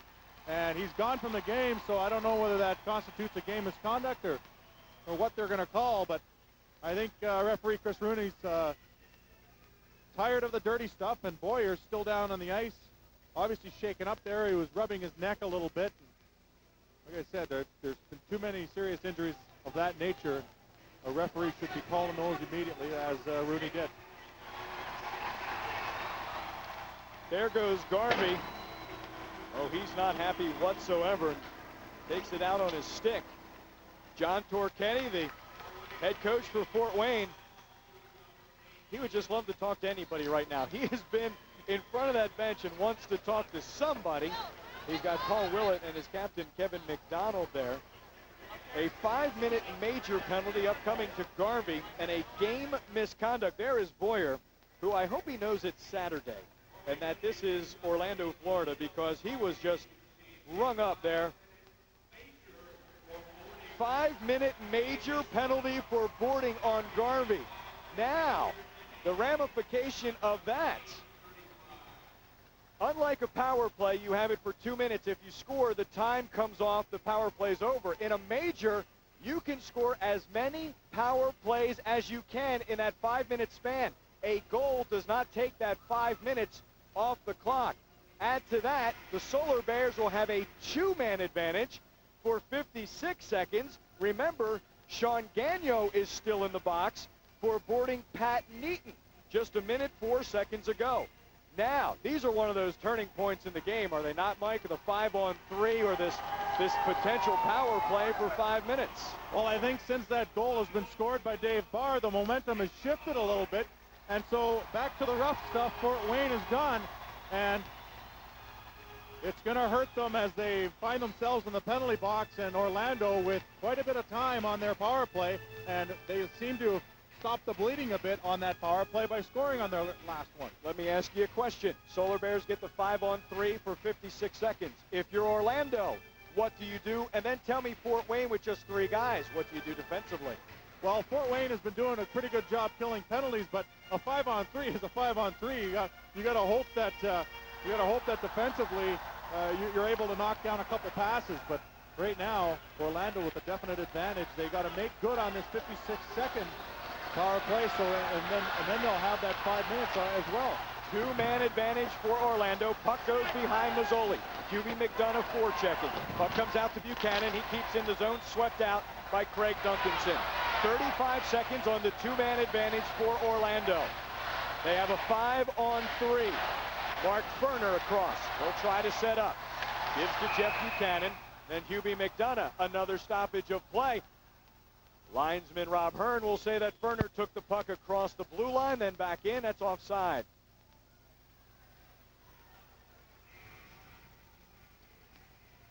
Our next TV game here, Orlando Solar Bears hockey, comes your way next Friday night when the San Antonio Dragons come in. It's a 7 o'clock face-off. The Dragons, one of the top teams in the Western Conference, battle the Orlando Solar Bears. That will also be a very, very tough game. San Antonio first year in the league, but they have played well. Buchanan shot wide. And that shot was so hard it comes all the way out of the zone. 10 seconds left on the 2-man advantage for Orlando. There will be approximately 4 minutes left on the power play on the boarding major to Liam Garvey. Beaufait steps into the left wing circle. Centered out in front, intercepted, and sent out of the zone. Gagnon is out of the penalty box. He will chase as Scott LeBlanc clears. 5-on-4 for the next 3:50 for Orlando. Whether the Solar Bears score or not, Zach Boyer shot just wide. Mazzoli got a piece of it. The 5-minute major penalty. Clock will not stop. Orlando's on this power play if they do not take a penalty for the next 3:35. Neat cross ice to Buchanan. Drive! Knocked down in front. Lee Davidson sweeps out of the zone for Fort Wayne. Orlando getting the right idea now on that power play, trying to get those shots off and definitely trying to work it down around the perimeter and then feed the front of the net. They weren't successful earlier on in the game by trying to pass it through the box. Now they're trying to go around it and then feed it down in front of the net. Pat Neaton can't keep it in the zone. Paul Willett is chasing Neaton. Neaton leaves, but Todd Harkins is there. Remember, Fort Wayne is shorthanded. Harkins back behind the zone. He will just leave, and Mark Ferner tied at 1. In the second period of play, Sean Carter lifts in deep for Orlando. Mazzoli will play out. He can't get it out. It had hit one of his own players. Brian Felsner gets the puck for Orlando. Felsner, back pass to Sean Carter. Boyer's out in front for Orlando. Now he'll go back behind the net. Touches for Felsner. Felsner goes back to the point to Mark Ferner. Ferner sends out in front. Carter couldn't deflect. Carter at the side of the net, backhander. Out in front, Felsner saved by Mazzoli. Willett gets it out of harm's way and down the ice. 2:25 on the power play for Orlando. Ferner leaves for Buchanan, back to Ferner. McDonough, Armstrong, and Barr up front for Orlando. Guy Dupuis will chase for Fort Wayne behind the net. Comes out of the zone to Lee Davidson along with Craig Duncanson. Davidson leaves, gets through Jeff Buchanan's legs, and Bob Joyce will set up for Orlando. 2 minutes left on the power play. Time in the upper left-hand corner of your screen. Here comes Hubie McDonough. Backhander taken off the puck by Kevin McDonald. Hubie still holds. Right wing circle. Back up top.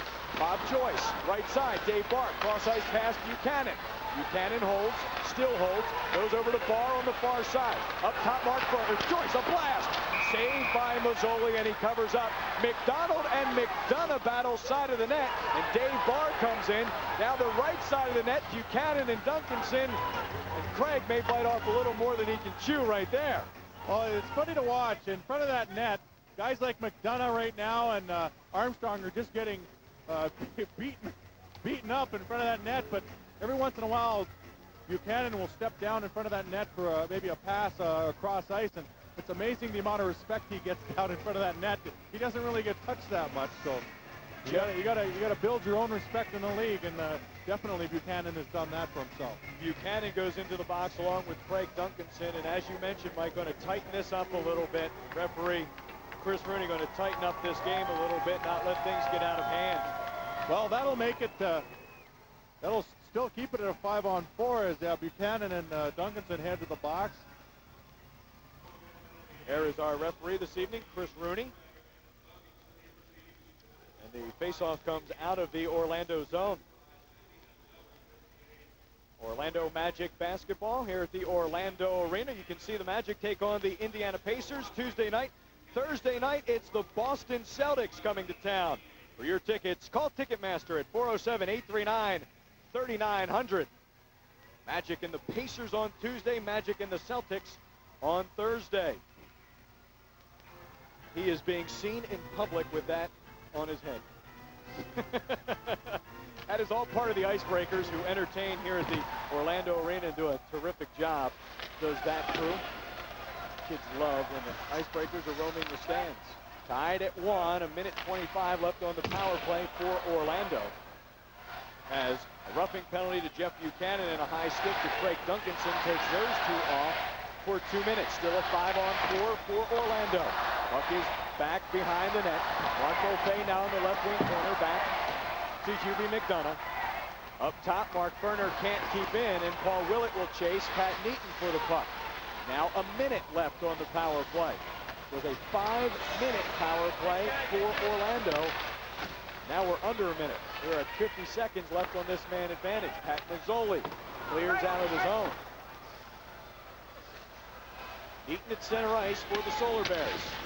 Slaps it deep into the zone. Mazzoli back behind his net. Moves for Janko. Off the boards. Kept in by Mark Ferner. Ferner to McDonough. Back behind the net. Boyer now to Beaufait. Beaufait side of the net. Goes back behind to Boyer. Misfires on the pass to Beaufait, but it goes to Hubie McDonough. To the point, Mark Ferner. Now Hubie McDonough on the near board. One-timer Ferner and a save by Mazzoli. And the puck goes into the stands. Mark Ferner, who has a blast, unloaded on the one-timer. And the puck goes into the seats. He has the souvenir. That is a lucky fan right there with a souvenir from tonight's game. There is Mark Ferner. He just unloads from the point. One of the hardest shots on this team. Well, he does get it flushed, and good save by Mazzoli in front. This will be a 3D shot for you, for those of you at home.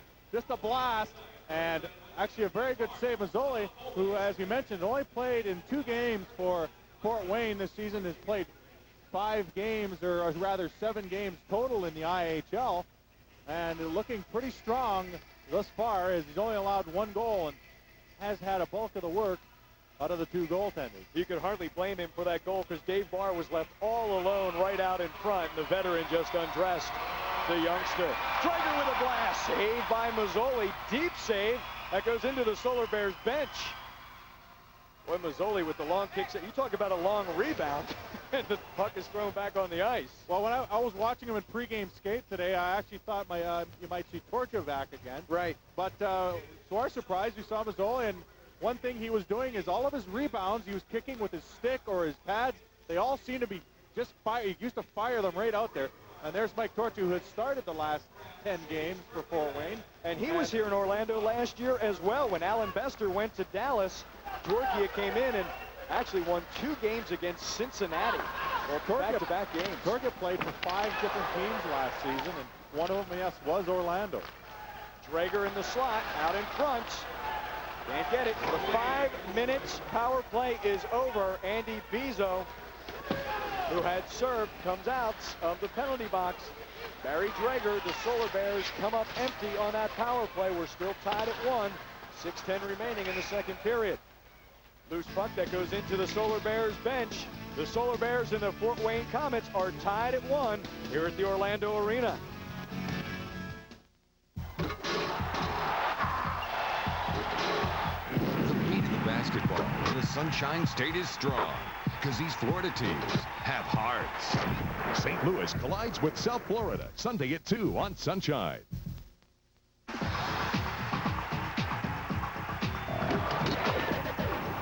The Pacers like to dial long distance, but the Magic will lead them out of service. The Pacers battle the Magic Tuesday night at 7:30 on Sunshine. Listen, this is what investing can be. When investment fads, hot stock tips, and pushy sales calls are put aside, and a relationship is begun. At SunTrust, our investment professionals focus only on investments. They start by listening and learning, not selling. They finish by recommending solutions, and maybe dessert. Simple, isn't it? SunTrust. Be ready for life. Solar Bears and Komets tied at 1. 6:09 remaining in our second period. Dave Barr with the lone goal in this period, tying this game at 1. Barry Drager lifts in. Andrew Monaco along with Mike Greenlay. John Cook is our director. Joe Gossard, our producer. Dennis Newman is ice side. Thanks for joining us for Orlando Solar Bears hockey here on the Sunshine Network. QB McDonough on the far side along with Bill Armstrong. McDonough stick handles taken out of the play by Gagnon back behind the net. Armstrong is there. Plays the puck. QB gets it out of the way. Gagnon now clears for Orlando. Clayton Norris also out there as McDonough levels a check on Gagnon. Gagnon with the puck for Fort Wayne. Norris meets up with him in front of the penalty boxes. That's a good place for those guys to meet. LeBlanc, forechecking, keeps the puck in the zone. On the near side, Barry Drager. Drager can't clear, sent deeper into the zone. Brian Farrell plays for Fort Wayne. He's checked by Darren Wetherell. Wetherell and Farrell are still hooked up behind the net. Puck on the far side of the boards, kept in by LeBlanc, sent deeper. Finally, it's picked up by Hubie McDonough. As Lee Davidson could not play, intercepted by McCoolchick. He keeps it in the zone. Bill Armstrong was waiting at the blue line, but McCoolchick had kept it deeper in the zone. Scott LeGrand with a touch pass to Barry Drager. Andy Bizzo forechecking with Drager. Finally, it's lifted out of the zone as it rolls down the ice. Back behind his own net is Grant Richardson. Richardson to Paul Broten. Broten centers to Andy Bizzo across the blue line. Puck is knocked off his stick by Mark Ferner. Here come the Solar Bears. Mark Beaufait across the blue line. Gives to Kerry Clark just off his stick. So Kerry sends deeper into the zone. Picked up by Fort Wayne's Paul Broten. Broten is checked by Clark. Then Broten and Clark fall. In the back of the head, Kevin McDonald gives Kerry a shot. Orlando has the puck. Beaufait, he leaves, but it's to Broten. Pat Neaton has lost his stick and his gloves. Pat Neaton coming back on defense. Hits Paul Broten, does Pat Neaton. Puck kept in the zone by Todd Harkins. Sends it deeper. Bizzo is there. Gets a shot from Pat Neaton. It's out in front. Harkins with a shot. Saved by LeGrand. He covers up. 4 minutes and 1 second in our second period. Orlando and Fort Wayne tied at 1.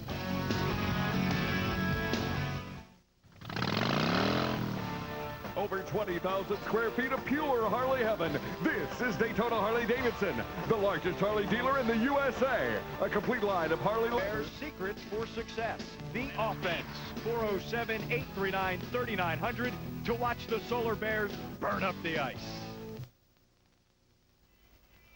Lee Davidson scored for Fort Wayne at 1:03 in the first period. Dave Barr with the power play goal in the second period. We're tied at 1. There's our guest in the second intermission, Bob Joyce. We'll be talking about his season. That comes during our Bud Ice intermission updates, and we will also take a look at the highlights and the numbers from 2 periods of play. Tied at 1, Orlando and Fort Wayne. There is Sean Carter. Carter, he has been through the battles on this Saturday night. Getting right in the mix. Is that like hazing in the IHL? I don't know. I don't think you gotta have your cut. Carter certainly has those. He's getting stitched up a little bit is Sean Carter. Tied at 1 as we play in this second period. Carter and Brian Farrell in front of the Orlando bench. Now Todd Harkins has the puck for Fort Wayne, avoids a check by Darren Wetherell. Sure is good to see Stormy back after the broken leg. Centered out in front, Sean Carter comes in, backhander just wide. Wetherell keeps in, throws out in front of the net. Todd Richards has the puck taken away from him by John LeBlanc. Cross-ice pass to Brian Farrell. Farrell across the blue line. Good job by Wetherell to take the puck off Farrell's stick. Brian Felsner leaves for Zach Boyer. A little too far. Boyer will chase Oleg Mikulchik for the puck. Mikulchik up the near boards to LeBlanc. LeBlanc it's to Paul Broten. Paul Willett goes in front of the net. Broten with the fake goes around Buchanan on the goal line, blocked by Pat Neaton. Broten still has the puck, comes out in front, saved by LeGrand. Broten rebound, turned aside, and again LeGrand is there to stuff Craig Duncanson. Scott LeGrand again stopping his former teammate Craig Duncanson. And he jammed away at it 2 or 3 times, and LeGrand was all over it. Willett in front got knocked down, and Broten going after the puck again after his first shot. And then after that, the puck being loose, he kept chopping away at it. LeGrand covering it up, but Broten having some time here in front, a shot. He'll get his own rebound and kind of just pass it over. LeGrand will kick it aside, and then Duncanson will go to work on it. A little frustrated at the end of that play. It's still a 1-1 game. Centex Homes, Orlando's #1 home builder, teams up with the Magic and Solar Bears this season. Prizes totaling over $250,000 are available during the 3rd annual Home Team Rally. Grand prize drawing for a custom Centex home worth over $165,000 will be at the March 21st Home Solar Bears game. Register for the Home Team Rally at any Centex Homes Model Center. Orlando's Jeff Buchanan gets a 2-minute penalty holding the stick. Fort Wayne on the power play. Tied at 1. 2:45 to play in this second period. Sent out of the zone by Bill Armstrong. Fort Wayne with the man advantage. The far side, Mark Ferner knocks the puck away. Paul Willett is there, as is the Solar Bears' Hubie McDonough. Fort Wayne has the puck. Duncanson's side of the net, looking to center. Deflected by LeGrand. Mikulchik is coming in from the points. Sean Evans plays to Duncanson. Duncanson avoids a hit by Drager, but not one by Bill Armstrong. Centered out in front in the slot. Saved by LeGrand. Out in front, another save, and a goal by Fort Wayne.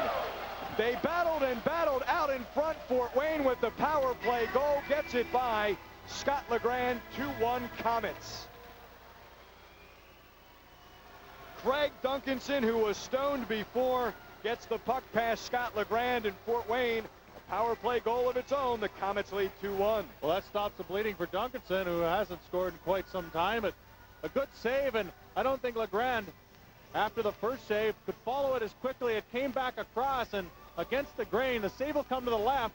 He'll go to the left, then have to kick back to the right, and it'll just make it across the line. It wasn't Duncanson who got the goal, by the way. Paul Willett gets it. Willett gets the goal, but LeGrand almost gets it. It just slides underneath his leg. Very close there as it goes across the line. The referee, Chris Rooney, very close on that one. Had a good view of that one, and it went across. They gave the goal to Willett. Duncanson celebrating just as hard. That's because Fort Wayne has a 2-1 lead. In the slot is Andy Vizo from the left wing circle. Shot out in front. LeGrand didn't know where it was. Finally, it's tipped to Sean Carter. Carter leaves for Darren Wetherell. Paul Broten will get an assist on Paul Willett's 7th goal of the season. 2-1 Fort Wayne. Zach Boyer taken down, and Sean Gagnon will go off. Not make that John LeBlanc will go off. He just took down Zach Boyer, who was streaking up the right side of the ice. Boyer draws the penalty. The Solar Bears on the power play. Johnny LeBlanc, when I started playing in professional hockey, John LeBlanc at that time was what by me considered a veteran player. So now he jumps into the ranks of wily vet. Yeah. Fess up. What did you call him this morning? Yeah. What was it? Yeah. You old something or other. Yeah. Fossil, I think is what it was. And you weren't referring to the new head coach of the New York Giants. Wily veteran is what he's now referred to. Are there stages that players get referred to in their careers? Wiley veteran's got to be up there. Then there's retired, is there not? Yeah. I think after that. You're sitting next to him. Todd Richards with the puck for Orlando. On the power play are the Solar Bears down 2-1. Fort Wayne able to clear. Craig Duncanson sends it down the ice. Scott LeGrand leads for Todd Richards. Richards brings it up the ice for Orlando, trailing 2-1. Richards sends it deep into the zone, back behind Mazzoli. On the near boards, Barr and Beaufait battle for it. Beaufait is just leveled by Gagnon. Dave Barr took a little exception to Gagnon taking a run at Mark Beaufait. This puck is taken by Craig Duncanson and sent down the ice.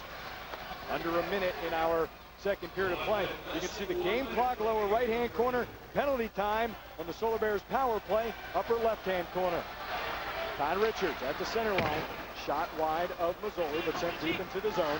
Mark Berner pinches in for Orlando. The puck comes to Paul Broten. Broten slaps all the way down the ice. Under a minute on the power play as we approach 30 seconds in this second period. If the Solar Bears do not score in this period, penalty time will go over into the third period of play. Bill Armstrong back behind the net, try to wrap around, couldn't get his puck on the stick, so he goes to Neaton. Neaton sends it deeper into the zone. Kept in by McDonough. He kicks to Armstrong. Armstrong out in front.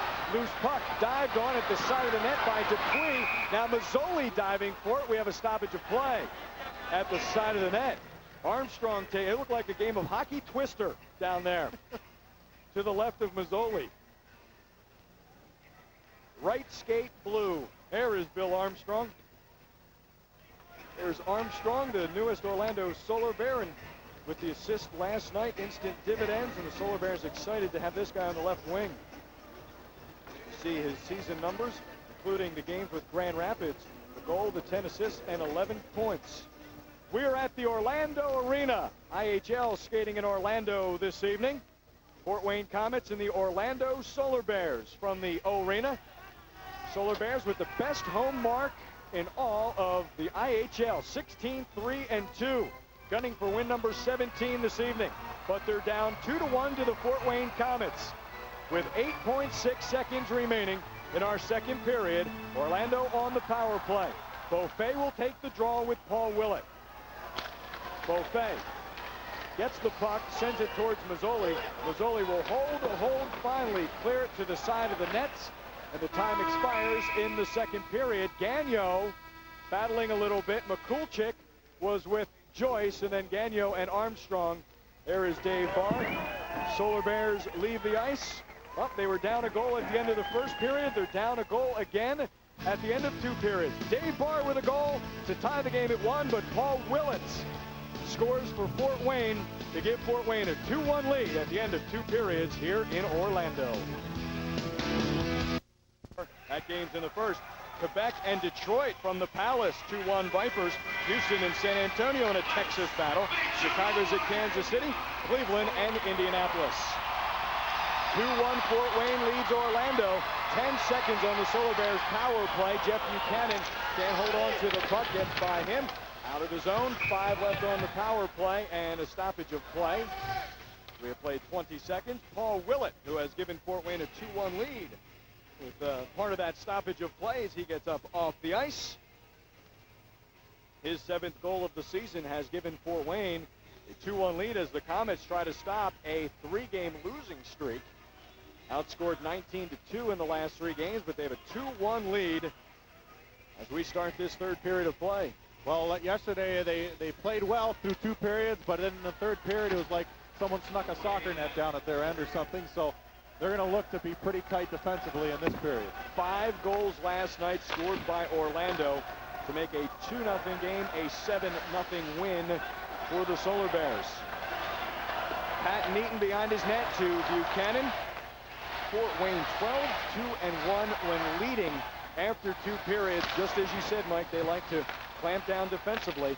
Shot by Buchanan, turned aside by Mazzoli. Ryan Farrell then gets it out of the zone and down the ice. No power play for Orlando. Each team at full strength. 5 skaters aside. Sent deep into the zone. Bob Jewish chasing. Clayton Norris keeps it in. So does Bill Armstrong. Kerry Clark. Armstrong, Clark, Norris in this third period. Drager and Ferner. Norris back behind the net. Karam's out in front, but no harm done. John LeBlanc has the puck for Fort Wayne. Sends it deep, hits off Ferner. Sending in is Grant Richardson. Solar Bears trailing after 2 wins, 7 losses, 2 shootout losses in those 11 games. Deep in the zone, Grant Richardson slaps back behind the net. Up the near boards, Mark Ferner plays for Orlando. Gives to Kerry Clark. Clark across the blue line for Orlando. Gives to Bill Armstrong. Armstrong has the puck taken off his stick by Kevin McDonald. Sent back to center ice. Deep into the zone, Grant Richardson touches in a high stick violation. You take a look at the third period. Orlando loves this third period. They've outscored their opponents by 19 goals in the third period. And we talked last night, the 5-goal outburst by Kurt Frazier's crew. They will need at least 1 to tie here in the third period. Last 11 games, the Solar Bears, not only have they scored 16 goals in the third period, but Mike, just to allow 4, that's terrific defense. Well, yeah, you have puck possession and down, putting pressure down in the offensive zone. You really don't have time for the other team to come down and really put any pressure on you. And right now, Orlando, who has had a lot of the puck possession in that second period, but just haven't had a lot of the shots for some reason. Fort Wayne seems to be getting that puck on the net a lot more. Boyer takes the draw. He's up front with Felsner and Carter. Ferner with a shot, just wide out in front. Mazzoli able to cover up before Felsner could get it past the Fort Wayne goaltender. Felsner battling with Bezo, back behind the net. Boyer is there as well. McCoolchick able to get it out of the way for the Komets. Kept in the zone though, centered out in front. Shot on Mazzoli through the crease and wide. Ferner checked in the near boards by Harkins. Carter with a steal on the centering pass out in front. Carter holds, spin, knocked off the puck by McCoolchick to Brian Farrell, who's checked by Zach Boyer. Puck still behind the net. Brian Felsner, the goal line, goes up top. Ferner and drive is shot wide. To the far side, Barry Drager can't keep in, poked out of the zone by Sean Gagnon. Ferner to Felsner. Felsner is driven into the board by Gagnon. Puck at the side of the net. Bezo is there. But the Solar Bears get the puck. Ferner centering out in front. Boyer is there trying to touch pass to Felsner. Centered. Bezo knocks it out of the way. Carter and Bezo battle. Bezo takes Carter in the board. Out in front. Drager couldn't get the backhander. Finally, Fort Wayne has the puck. Carter and Bezo in a heap in the corner. They look like they're both hogtied down there. Carter's on top of Bezo. Carter trying to get up and with Bezo. Those two will try to be separated. We're in the third period. Fort Wayne has a 2-1 lead on Orlando. The Star Wars trilogy is back on the big screen, and each planet is celebrating in a different way. On Earth, people are playing Feel the Force at Taco Bell. Press the game piece to magically reveal if you've instantly won cash, one of millions of prizes, or a special edition Hummer. See the trilogy, Feel the Force. Play the game at Taco Bell. Are you sure this is the right theater? I'm not even sure it's the right planet. Listen, this is what investing can be. When investment fads, hot stock tips, and pushy sales calls are put aside, and a relationship is begun. At SunTrust, our investment professionals focus only on investments. They start by listening and learning, not selling. They finish by recommending solutions, and maybe dessert. Simple, isn't it? SunTrust. Be ready for life. Our Chrysler check brought to you by Sean Carter as he takes Bezo into the boards. Listen to this one. A lot of body going into both of that hit. Watch Carter take Bezo in there. That's our Chrysler check. A little bit of the video. Now we're going to have video and the audio. This is what it sounds when two guys head into the boards.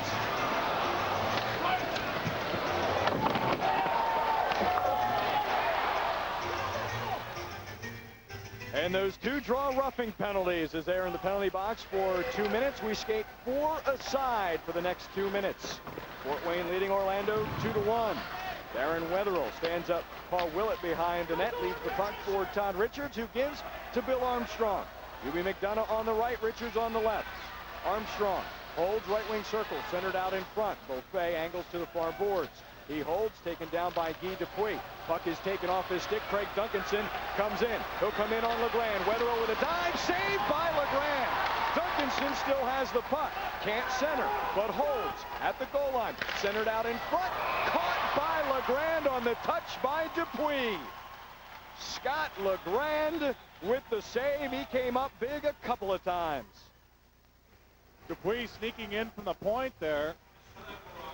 There is Gets Sean a good Carter. shot as Carter. We take a look at him on the bench. He already has that patch on the forehead from an earlier hit or high stick. 45 points, second in the IHL, plus 23. There are no more impact rookies who have had more of an impact than Carter and Felsner. There's Scott LeGrand, and what an impact he has been to Orlando in the last 8 games with 6 wins, 6-1-1 in his last 8. We see the draw from over LeGrand's shoulder. It will be Davidson and UB McDonough. Davidson wins the draw. Far side McCulchick, again 4 skaters aside. Gagnon with a blast. LeGrand turns it aside. Pat Neaton picks up the loose puck to his defensive mates, Jeff Buchanan. Puck's intercepted. McCulchick cross-ice pass to Davidson. Back up top, drive by Gagnon is knocked down in front. Bob Joyce picks up. Joyce, McDonough, Buchanan, and Neaton for Orlando. Davidson, LeBlanc, McCulchick, and Gagnon for Fort Wayne. Bob Joyce on the far boards. He'll chase with McCulchick. McCulchick has the puck, spins back behind the net, goes behind Mazzoli and also Sean Gagnon, and holds on. 40 seconds left on the coincidental minors to Carter and Bezo. Straight up the ice, caught on stride. Paul Broten for Fort Wayne. Goes around Pat Neaton. Neaton drives him off the board, centered in front. Buchanan is there, but Broten tries to get around LeGrand. Shot wide.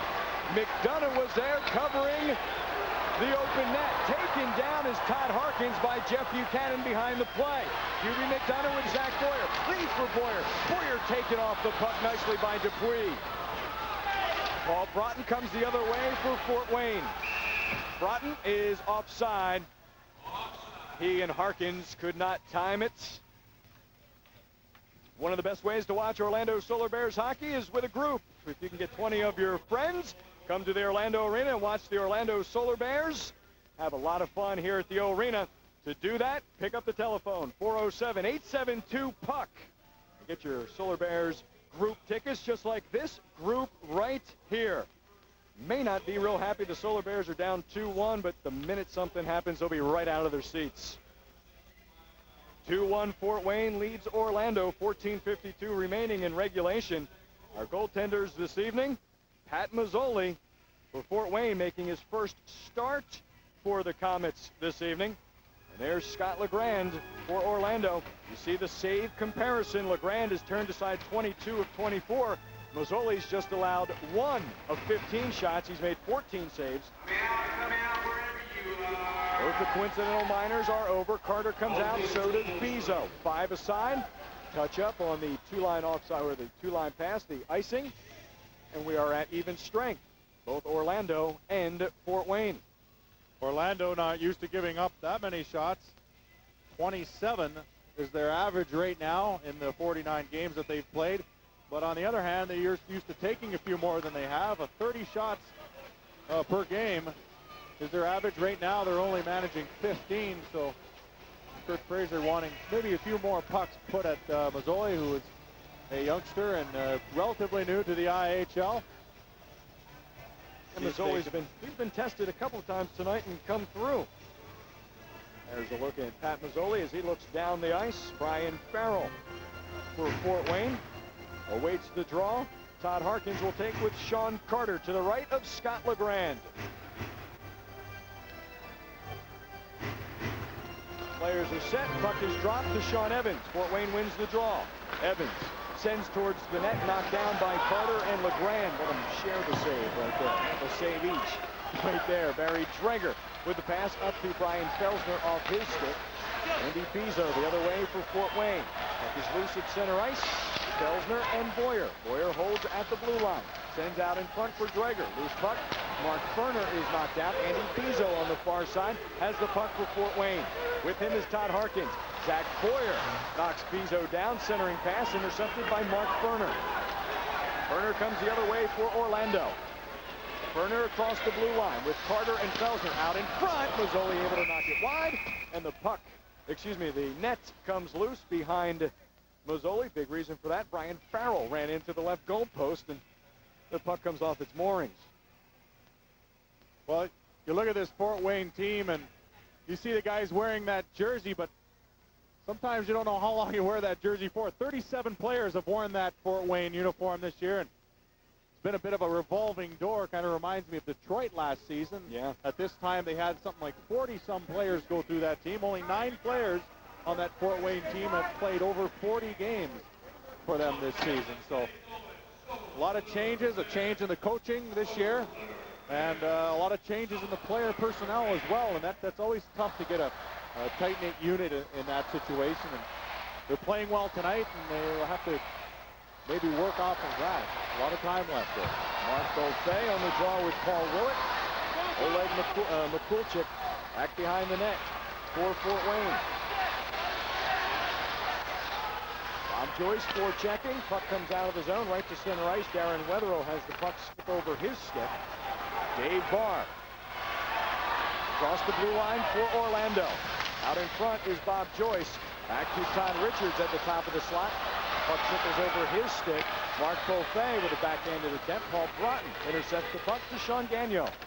Gagnon bumped by Beaufay into the corner. Weatherill and Gagnon. Gagnon measures Weatherill. Checks him behind the net. Todd Richards with the puck for Orlando. Down 2-1. Over 13 minutes to play. And Orlando is offside. Mark Beaufay had gone into the zone. Now Todd Richards and Sean Gagnon in the right wing corner.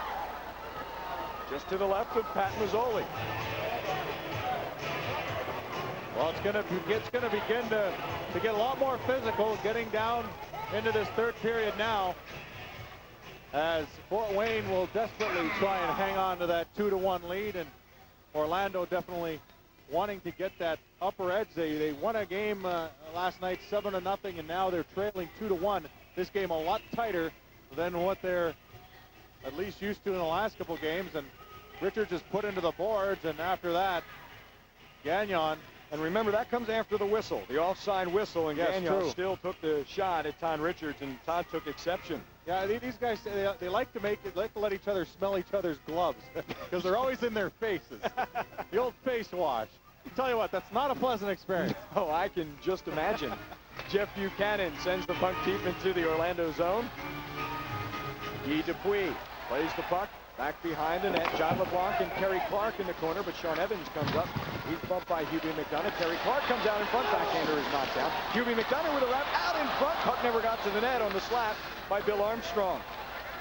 Ryan Farrell for Fort Wayne plays deep into the zone. Jeff Buchanan will chase with John LeBlanc. LeGrand lays up to Pat Meaton. Band on the pass.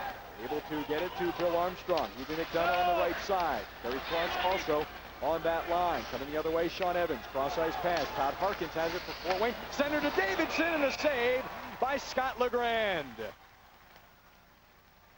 2-1 Fort Wayne leads Orlando with 12.5 minutes to play here in the third period at the Orlando Arena. The Heat are hot because they have ice water in their veins. Hardaway drives, in trouble, finds Marley for 3. Yes! Yes! The Heat win! Heat win! Leonard gets the rebound, looking for room, double pumps and hits at the buzzer! Leonard off the glass for the winner! Heat win! Heat win! All season on Sunshine.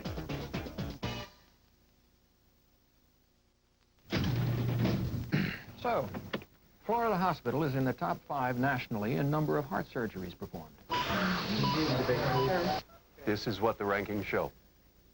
But does sheer volume really matter? How many interviews have you done in your life? Hundreds, maybe thousands. And are you better at it now than you ever were before?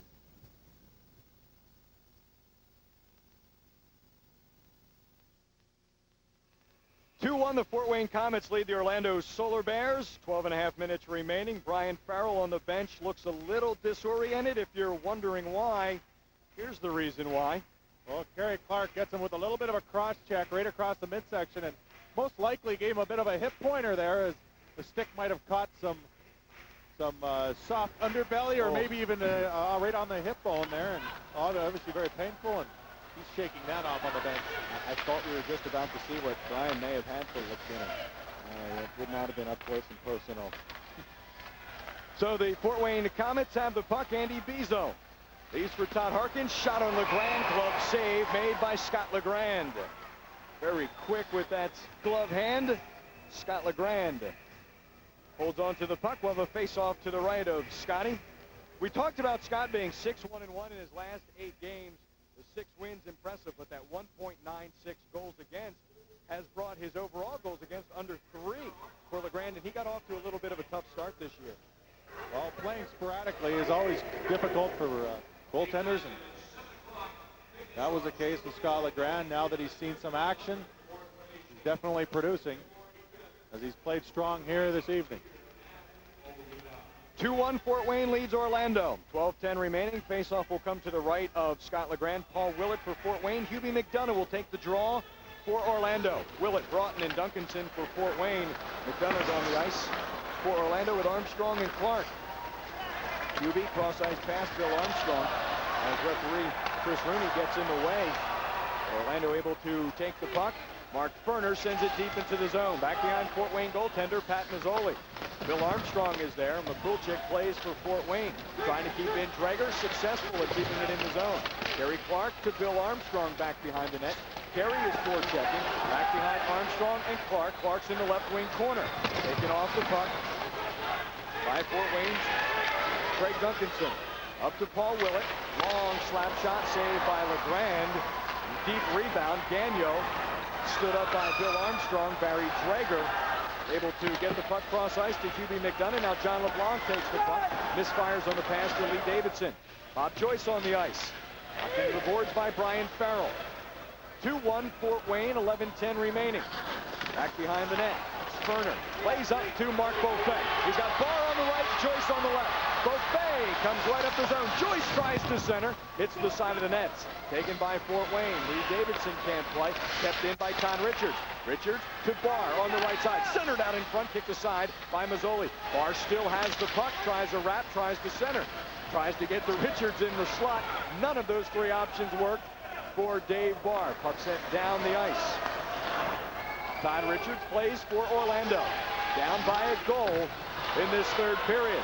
Richards is tripped up, no call. Kevin McDonald slaps but not out. Bob Joyce keeps in. Richards and McDonald battle for the puck on the near boards. Dave Barr joins the fray. Out to Todd Richards at the point, left side. Darren Wetherill, top of the circle, shot on Mazzoli. Joyce can't get the rebound. Picked up by McDonald, sent all the way down the ice. Going back to touch is Todd Richards. Icing waved off. Richards for the Solar Bears. They are taking it to Fort Wayne so far, have the Solar Bears. Richards sends deep. He and Wetherill leave as Neaton and Buchanan come on for Orlando. Here comes Fort Wayne. So if you keep an eye on that Orlando bench, you'll notice that Kurt Fraser's got them rotating rather quickly. He's got a lot of quick shifts going right now. Short shifts. He's keeping them short, and he's probably shortened his bench a little bit. But what I mean is that he's only playing probably his top 2 lines right now, just rotating them through. And at 9:49 left, trying to get that tie and then go from there. There's that look at the Orlando Solar Bears bench. Mark Beaufait, who has an assist on Dave Barr's power play goal. 2-1, Fort Wayne leads Orlando with 9:49 remaining in this 3rd period. Face-off just outside Orlando's zone. Sean Carter and Paul Willett. Willett wins the draw. Fort Wayne controls. Sent by Sean Gagnon into their offensive zone. Buchanan on the side along with Paul Willett. They go down. We have a stoppage of play. There is Jeff Buchanan, who came over to the Orlando Solar Bears. He played in Indianapolis last year, with Atlanta 2 years ago. And a terrific acquisition by Orlando. He has really solidified the defense, and you see that plus 18 by Buchanan, tied for 4th in the league. Well, he has a Turner Cup ring in Atlanta in 93-94. Would like to add to that collection this year. Solar Bears well on their way to winning the division and hopefully the conference. And that's why he came here, Mike. Jeff Buchanan said Orlando was the teams. He had a lot of teams coming after him, but he said he thought Orlando had the best chance at a Turner Cup championship. That's why he signed with the Solar Bears. Puck into the Fort Wayne defensive zone. Sean Gagnon plays. Takes it out of his own. Gagnon across center ice. Along with Brian Farrell. Gagnon cross-ice pass. Craig Duncanson. It was deflected off the stick of Duncanson, who was able to regain control and send it deep into the zone. Bill Armstrong plays for Orlando to Buchanan. His partner on defense is Pat Neaton, who has the puck for Orlando to Hubie McDonough. McDonough with Armstrong and Clark. The line for Orlando. Sent into the zone, but Orlando can't get deep into that zone. Brian Farrell will chase on the far side. Pat Neaton takes Paul Broten into the boards. Terry Clark tries to get the puck for Orlando. Does to Bob Joyce with Hubie McDonough on a 2-on-2. McDonough and Joyce crisscross. John LeBlanc comes back, takes the puck off the stick. Broten leaves for Lee Davidson. Now out in front. Broten with a shot. Score! Paul Broten from the slot gives Fort Wayne a 3-1 lead. Well, Paul Broten has had ample chance tonight to get a goal, and finally he does. Broten with 2 or 3 chances earlier on in the game was stoned by LeGrand, and finally, with a little bit of a chance in front, he just lifts it high over top of LeGrand and a fallen defenseman in front. He'll get the pass, and I believe it's Ferner will go down to try and block the shot, but upstairs goes Broten over top of the glove and over top of a fallen defenseman. It's a good shot. As you watch, it goes right inside the post, and this will put the lead to 3-1. Orlando has their work cut out for them now. Down by 2 goals. Again, Broten from the slot. Beats LeGrand over the glove. Broten his 14th goal of the season. John LeBlanc with his 2nd assist tonight. Lee Davidson also with an assist. 3-1 Fort Wayne. The goalie turns aside that shot from the point by Barry Drager. Turner on the right point. He's bumped by Andy Diesel. Puck down behind the net. Now to the near boards. Dave Barr has it for Orlando as he comes to the slot. Leads to Barry Drager. Drager sends it out in front. Mazzoli with the save and the glove. Mazzoli and the Fort Wayne Komets lead Orlando 3-1 in the 3rd period of play here on Sunshine Network. Neil Broughton's 14th goal of the season has given Fort Wayne a 3-1 lead over the Orlando Solar Bears. 8:09 remaining in the 3rd period. Andrew Monaco along with Mike Greenlay, Dennis Newman ice side, John Cooks our director, Jill Gossard our producer. And in case I've missed anyone, our entire Sunshine Network crew this evening. I don't want any hard feelings. Barry Drager with the puck for Orlando. Misfires on the pass to Zach Boyer. Comes back behind goaltender Pat Mazzoli. Oleg Mikulchik on the touch, and that's an icing on Orlando. There is Oleg Mikulchik from Minsk, Russia. It's just fun to say Minsk. That's a mouthful right there, isn't it? Big defenseman for the Komets. Boy, the player who has been in the zone this evening has been Fort Wayne Komet goaltender Pat Mazzoli, making his first start. Auto zone in the zone. It's Fort Wayne goaltender Pat Mazzoli. That's one thing you always want to remember your first start as is a win.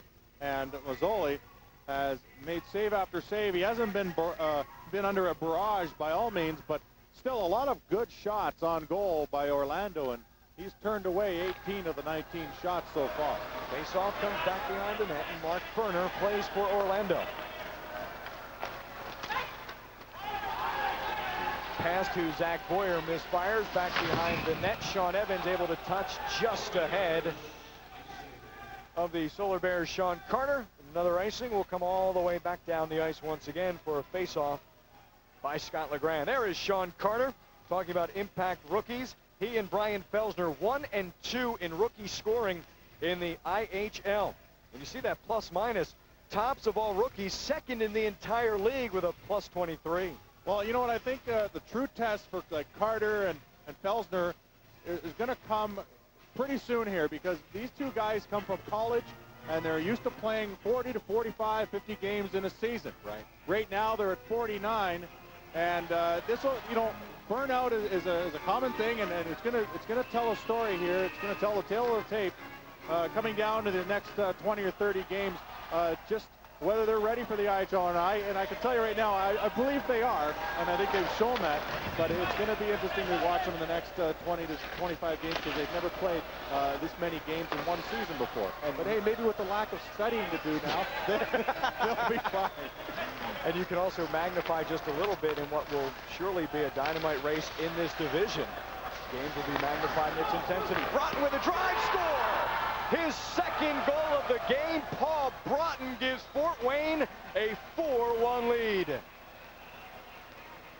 Well, Paul Broten starting to pick apart Orlando, and can't bear to watch. Yeah, it's a great shot by Broten, and LeBlanc had come out quite a ways to cut down the angle, so Broten had to make it a very sharp shot, and he finds the 5-hole as LeBlanc just couldn't drop quick enough.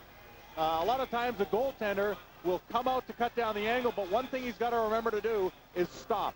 LeBlanc is still moving when the shot is taken, and it's hard to move when you have to react. It's hard to make a save when you're moving, as he was. His feet were still moving forward and wasn't able to get down in that butterfly quick enough. Broten with a nice little shot, threaded the needle there, and they lead it 4-1. Broten with 2 goals, 1 minute, 31 seconds apart.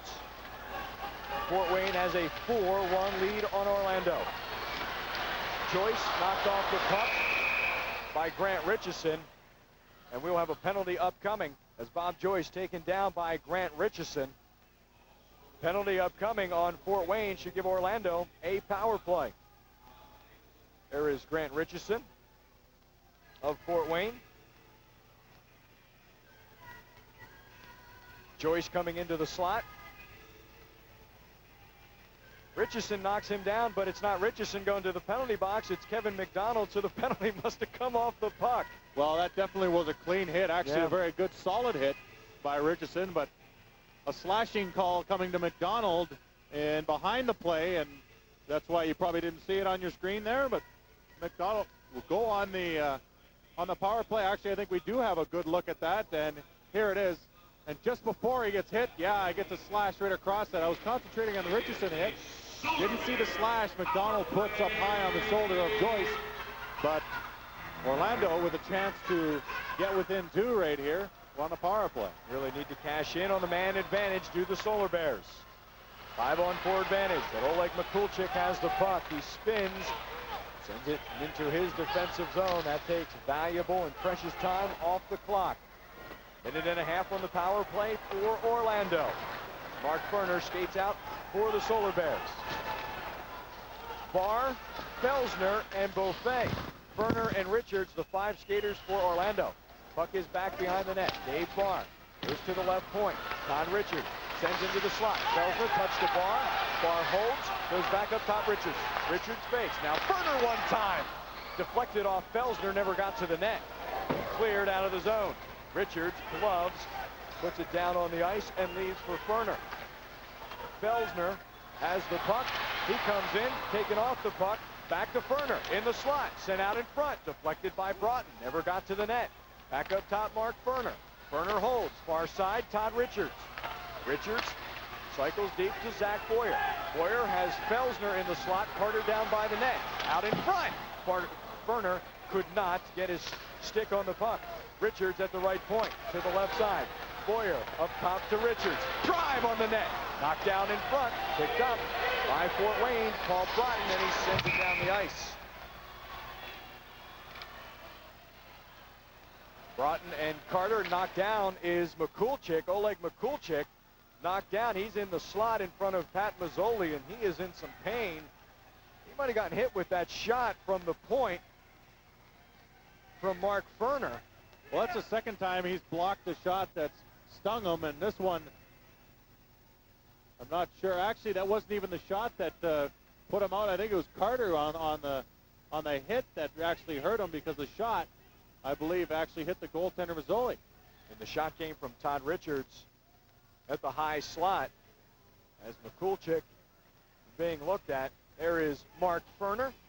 He has had a lot of opportunities from the point, making a lot of smart shots from the point, and he's really been laying the puck on the net. In this situation, Richards takes a shot, and there's the hit. Might have got a stick up high or something in there like that, but he was laid down on the ice, and it wasn't the puck that injured him. As Carter was driving towards the net, they've gotten Mikulczyk. Watch the stick here as it comes up on the hit. Right there, maybe caught a bit of the glove as Carter was turning around. And he fell backwards and maybe twisting his knee or landing on his arm funny, but he's going right off the ice. So, and that the way they're carrying him indicates maybe a knee. 6'2", 200 pounds, Oleg Mikulczyk being carried from the ice. And he's got to be carried into the dressing room. In obvious pain is Mikulczyk. And that's it. He just may have gotten himself in that awkward position, Mike, as Carter was driving towards the net. Carter spun around looking for a rebound on the play, and he ended up catching Mikulczyk, and he went down funny on his leg, it appeared. And it looks like he might be done for the evening with 5 minutes, 8 seconds left in the third. And Fort Wayne leading 4-1. The John Torchetti's crew leading by 3 goals. It has been Fort Wayne that has struck in this third period. Both goals in this period belong to Paul Broten of the Komets. He scored 1 minute and 31 seconds apart.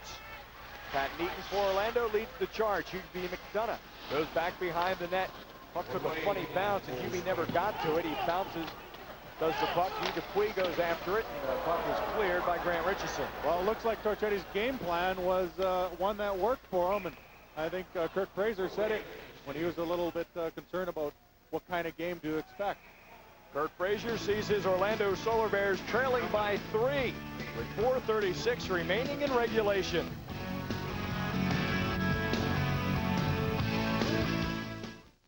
You haunt me, my friend. Everywhere I go, you're there. Kiev, Buenos Aires, Budapest. But not this time. At long last, victory is mine.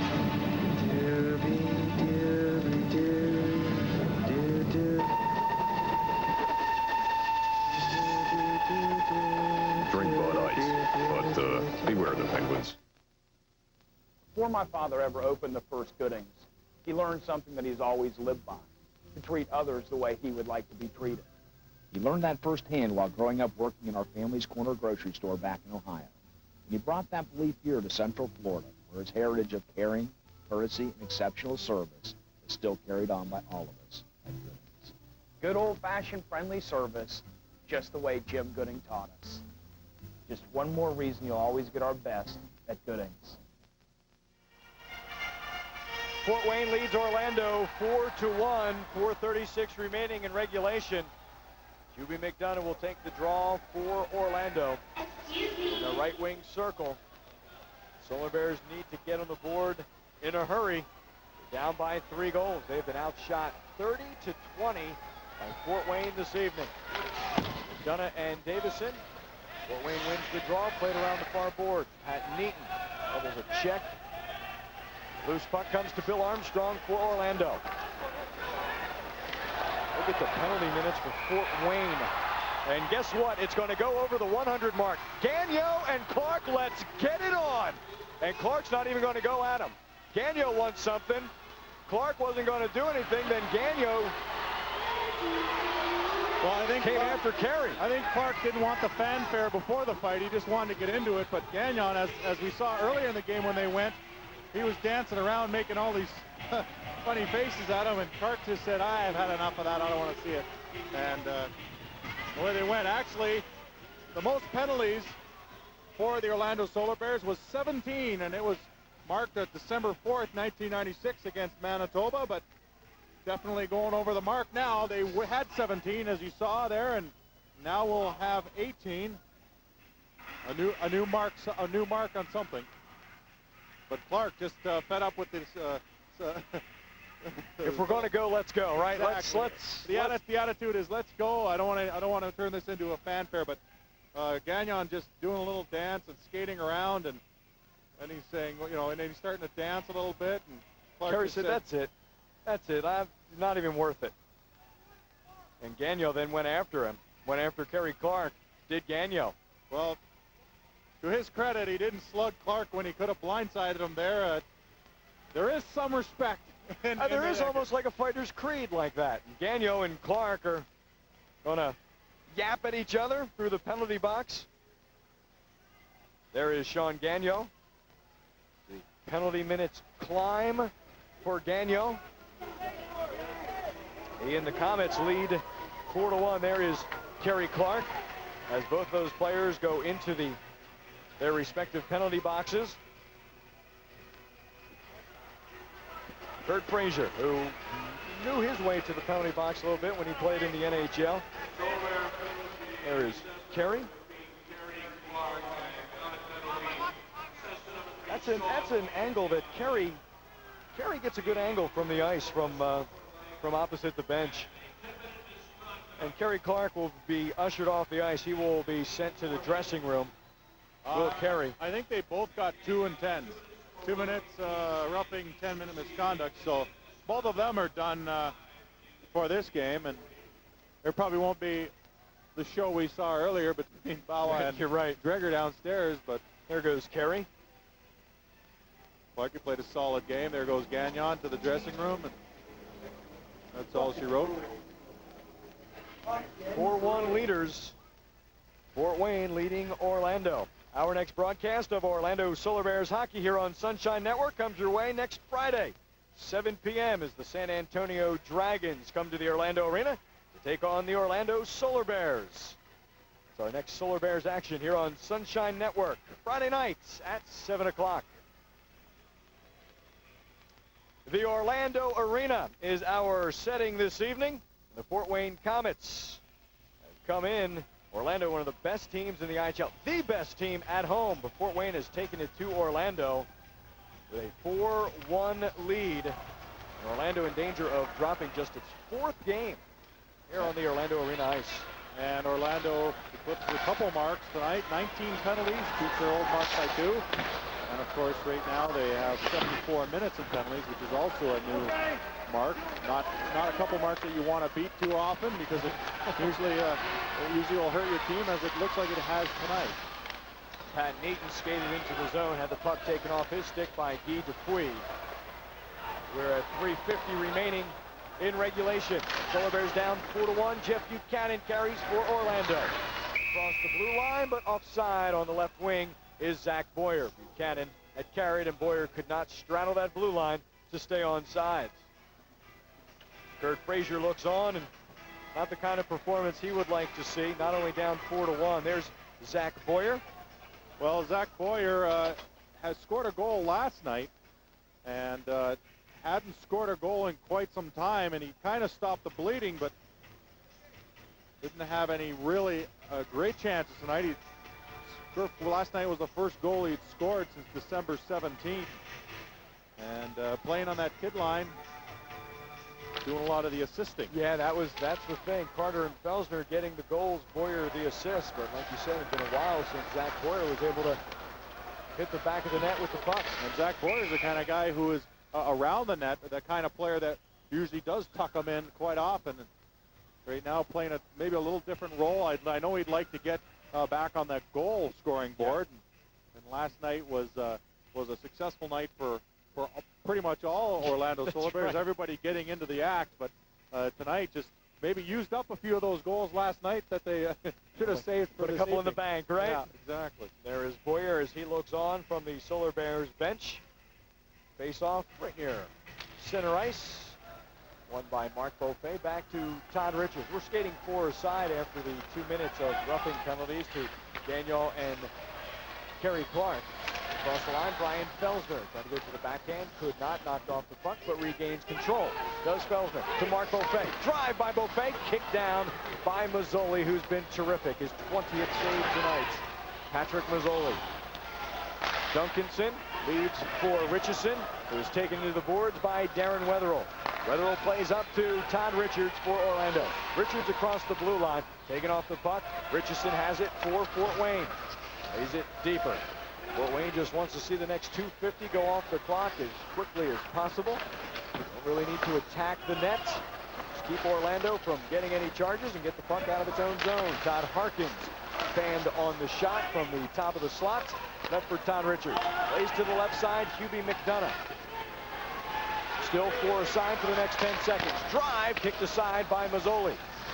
Werner moves in, centers out in front. Mazzoli steers out of the way. Bill Armstrong will chase at center ice.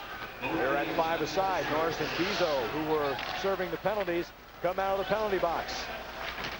Mark Furners, both teams at full strength. Sean Evans, bumped by Bill Armstrong in the corner. Mark Furner, bumped by Guy Dupuis. Armstrong with the puck, looking out in front, instead goes to Drager. Drager with a drive, kicked aside by Mazzoli. Guy Dupuis has it. He can't clear because Mark Furner keeps it in his own. The Drager one-timer is wide, but redirected through the crease.